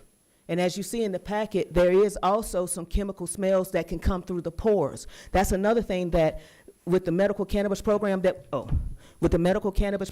we have now, some patients are afraid to participate because of things like this, being pulled over for cannabis, leaving the dispensary for cannabis on this possibility of the smell. So basically, in a sense, I'm speaking out for medical cannabis patients and the fact that patients like me, patients like Corey with her daughter, to be pulled over, we're already sick, we're tired, and we don't, just the inconvenience of having a police officer to go through our things. That's the thing. You have to put it in the patient's point of view. With a patient's point of view, you have to look at the fact like, look, I'm already sick. I'm taking my meds just trying to live, but I'm going to get pulled over by the police. So our concern is to make sure that we protect all people without being subjected to, the smell, because you have the Fourth Amendment right. So if you smell something, just like in the Leary versus the United States, he had probable cause. They pulled him over, which that one particular case overturned a law that had been in state since 1937. It overturned the Marijuana Tax Act. Can you imagine if you do pass this, how many different other people will be saved from lack of funding from the public defenders? The public defender's office is already overwhelmed. The prison system, I'm a former correction officer. The prison industry is overwhelmed. So overall, by passing this legislation would benefit not only the person who might not be able to afford, but the impaired driving training that that police officers are already trained with. So that's pretty much it. Thank you. No further questions. Appreciate All you right, being thank here you. with us today. This is my camera. Okay, Ms. Aviva, come on down.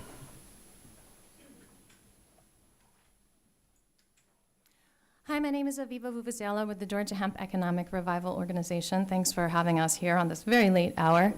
I know you don't want me to hand this out, but if anyone wants to approach me later, I have hemp pre-rolls that not only smell like marijuana, but to the DA's point, they also look like them. So does a bag of chips that has THC on it. So I understand that dilemma there. I just want to remind you that this bill does not allow driving while being intoxicated. It does not encourage underage smoking, and it does not remove this, once again, as a contributing factor if there's other issues at hand. There are so many states that have already passed this legislation. Obviously, all the legal states, Michigan, Arizona, Connecticut, Colorado, Florida, Illinois, Maryland, Louisiana, Massachusetts, Minnesota, Mexico, New Jersey, New York, California, Pennsylvania, Vermont, Virginia, Oregon, and so many more. We've got 300,000 tourists coming for FIFA. I think we might be smelling something very legal, and we don't want to flood what's going on. The other thing that can smell like cannabis is sage, which I love. You burn sage sticks to clean environments, and I've been approached because I do sage my car, especially after passengers sometimes. Medical cannabis, obviously, and a cigarello can be confused. I also read about phantasmia, which is when you have traumatic brain injury, you can have a fake smell come up, which I think might be even more common amongst officers because they go through trauma as well So I'll yield to Scribbles if you'll let me. He has one thing to say. I'll allow it.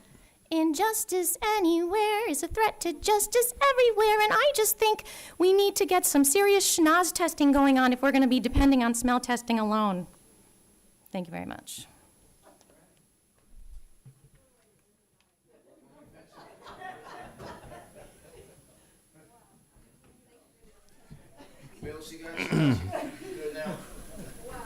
All right, Chris Bruce.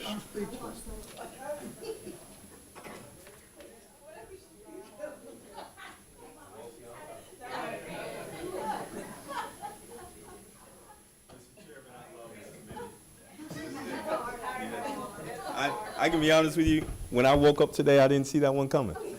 Okay? Every day is something. Mr. Chairman, members of the committee, my name is Christopher Bruce. I'm the Deputy Executive Director of the ACLU of Georgia. It is a pleasure to talk to you at this late hour, and I will get right into it because I don't think there's too much that we disagree on. We know that Georgia has legalized hemp and other certain forms of medical marijuana. We also know that these produce smells that are indistinguishable between cannabis and marijuana. So, looking at it when lawful and unlawful substances share the same scent, smell ceases to be a reliable indicator of illegality and cannot itself justify police intrusion. Let's go into the court cases, because we know in certain frameworks where there are other states who have passed this law. This is where you do have a handout for House Bill 496. Places such as Florida and Pennsylvania, where hemp and medical marijuana are lawful, but recreational marijuana remains illegal, like here in the state of Georgia. Courts have held that odor may be considered as part of the totality of circumstances, but it cannot alone establish probable cause for a warrantless search. Officers must point to additional objective facts suggesting that crime is occurring. This approach is consistent with a decision made by the Michigan Court of Appeals, which concluded that marijuana possession may be lawful. Odor by itself does not establish probable cause. Instead, law enforcement must identify facts indicating unlawful possession. The same reasoning applies right here in Georgia. Because legal cannabis-related products can smell identical to illegal marijuana, odor alone is too unreliable to justify a stop, search, or seizure. House Bill 496 provides clear guidance when it comes to this. And with that, I urge you to pass this bill. I will also yield for questions. I am also a criminal defense attorney with over 10 years of experience. That's right. So these type of cases, including when it deals with the vehicle stops, police officers have over 20 ways of stopping you already. So if we know that you are swerving in between lanes, if anything else has happened, they can stop you for that reason. Odor alone should not be one of them. I see no questions. Thank you, sir. Thank you, Chairman. All right, and I believe this is the last one on the list, and not least, Aaron Jimenez.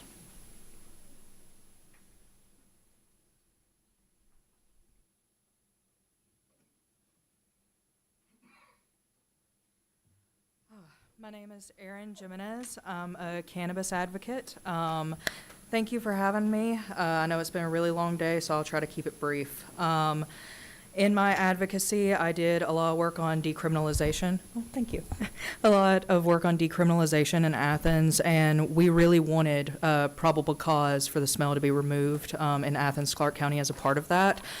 We were actually advised that it was not in our best interest because a lot of jurisdictions are simply throwing their hands up because they know that there's a lot of complication in regards to what the smell of marijuana is. So frankly, I think this would clarify things for police officers. My colleague, who was unable to be here, has testified in 5 cases in Athens and the surrounding areas as to the smell being subjective. To my understanding, in every case, he brought CBD flower, which was perfectly legal at the time. Pre-rolls are now legal now. And once the judge smelled it, they threw the cases out. If we don't have to travel to every courthouse in the state of Georgia, that would be incredible. But I do want to say that it also hurts small businesses because even though our products are federally legal and state compliant, sometimes customers are afraid to even buy it. Like, they come in out of curiosity, they're clearly interested, they have needs for it, but they walk back out because they don't want to be harassed based on probable cause. And I can tell you, as someone who used to work in a hemp dispensary every day, that was a big concern of mine, was simply working in that environment every day. I did smell like marijuana. So even if I did not partake, which I typically don't until the end of the day, I could be stopped and I could be searched. And I don't think just for going to work, I should have that fear in my head. So again, I support HB 496, and thank you for your time. You got a question, Representative Second, Fincher. and you just testified to us that you knew that you smelled like marijuana, did you not? I did, because hemp and marijuana smell exactly the same, and I worked in a hemp dispensary, not around marijuana, to be clear. Are there any other questions? Seeing none, thank you very much. Thank you. Representative Clark, if you want to come up and say one last word. I don't think I missed anybody, did I? Anybody else want to testify? Oh, yeah, Representative Clark, hold on a second. Yes, sir.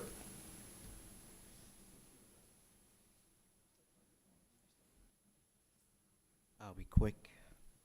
My name is Mr. Sully Sullivan. I'm with the Veterans for America First. I'm a national ambassador. Mr. Chairman, members of the committee, I rise in opposition of this bill because while it may be well-intentioned, it creates serious unintended consequences for public safety, law enforcement operations, and judicial clarity. One, it undermines the established probable cause standards. For decades, courts across the country have recognized the odor of marijuana as a legitimate factor in establishing probable cause under the totality of the circumstances standard. Removing that tool does not modernize the law, it weakens it. Officers rely on sensory observation, sight, sound, and smell. As part of constitutional policy, the bill artificially removes one of those recognized indicators, making lawful searches more vulnerable to suppression challenges. 2, it creates a practical enforcement confusion. Hemp and marijuana are visually and olfactorily similar in real-world roadside encounters, but officers cannot reliably distinguish between them based solely on smell. By prohibiting reliance on the odor, criminal actors gain a built-in defense. Officers are forced into hesitation. Prosecutors face higher evidentiary burdens. This bill creates ambiguity where clarity is essential. 3, it increases risk to public safety. Drug-related stops frequently uncover illegal firearms, trafficking operations, and impaired drivers. The odor of marijuana has historically been lawful starting to point for uncovering more serious offenses. Limiting that authority could prevent lawful investigations that remove dangerous individuals and contrabands for our community, for it would increase the litigation and court backlogs. This legislation invites expanded suppression hearings, challenges to officers' testimony, appeals on probable cause determinations. Instead of simplifying criminal procedure, it adds layers of litigation that burdens the courts and prosecutors. 5, it sends a conflicting policy message. If marijuana remains illegal in certain quantities or circumstances, but officers are stripped of tools to enforce the laws, the state sends a contradictory message. The law exists, but the enforcement is constrained. If policy goal is to reform, the conversation should be addressed directly, not indirectly through procedural limitations. In my conclusion, members of the committee, this bill reduces clarity, increases litigation, and weakens a long-standing investigative standard without proving a workable alternative. Although I do agree with recreational marijuana, but this bill is weak because there's a difference between recreational marijuana and THC. Thank you, sir. I see no questions. Thank you. Now, Representative Clark, you want to come and give us the last word?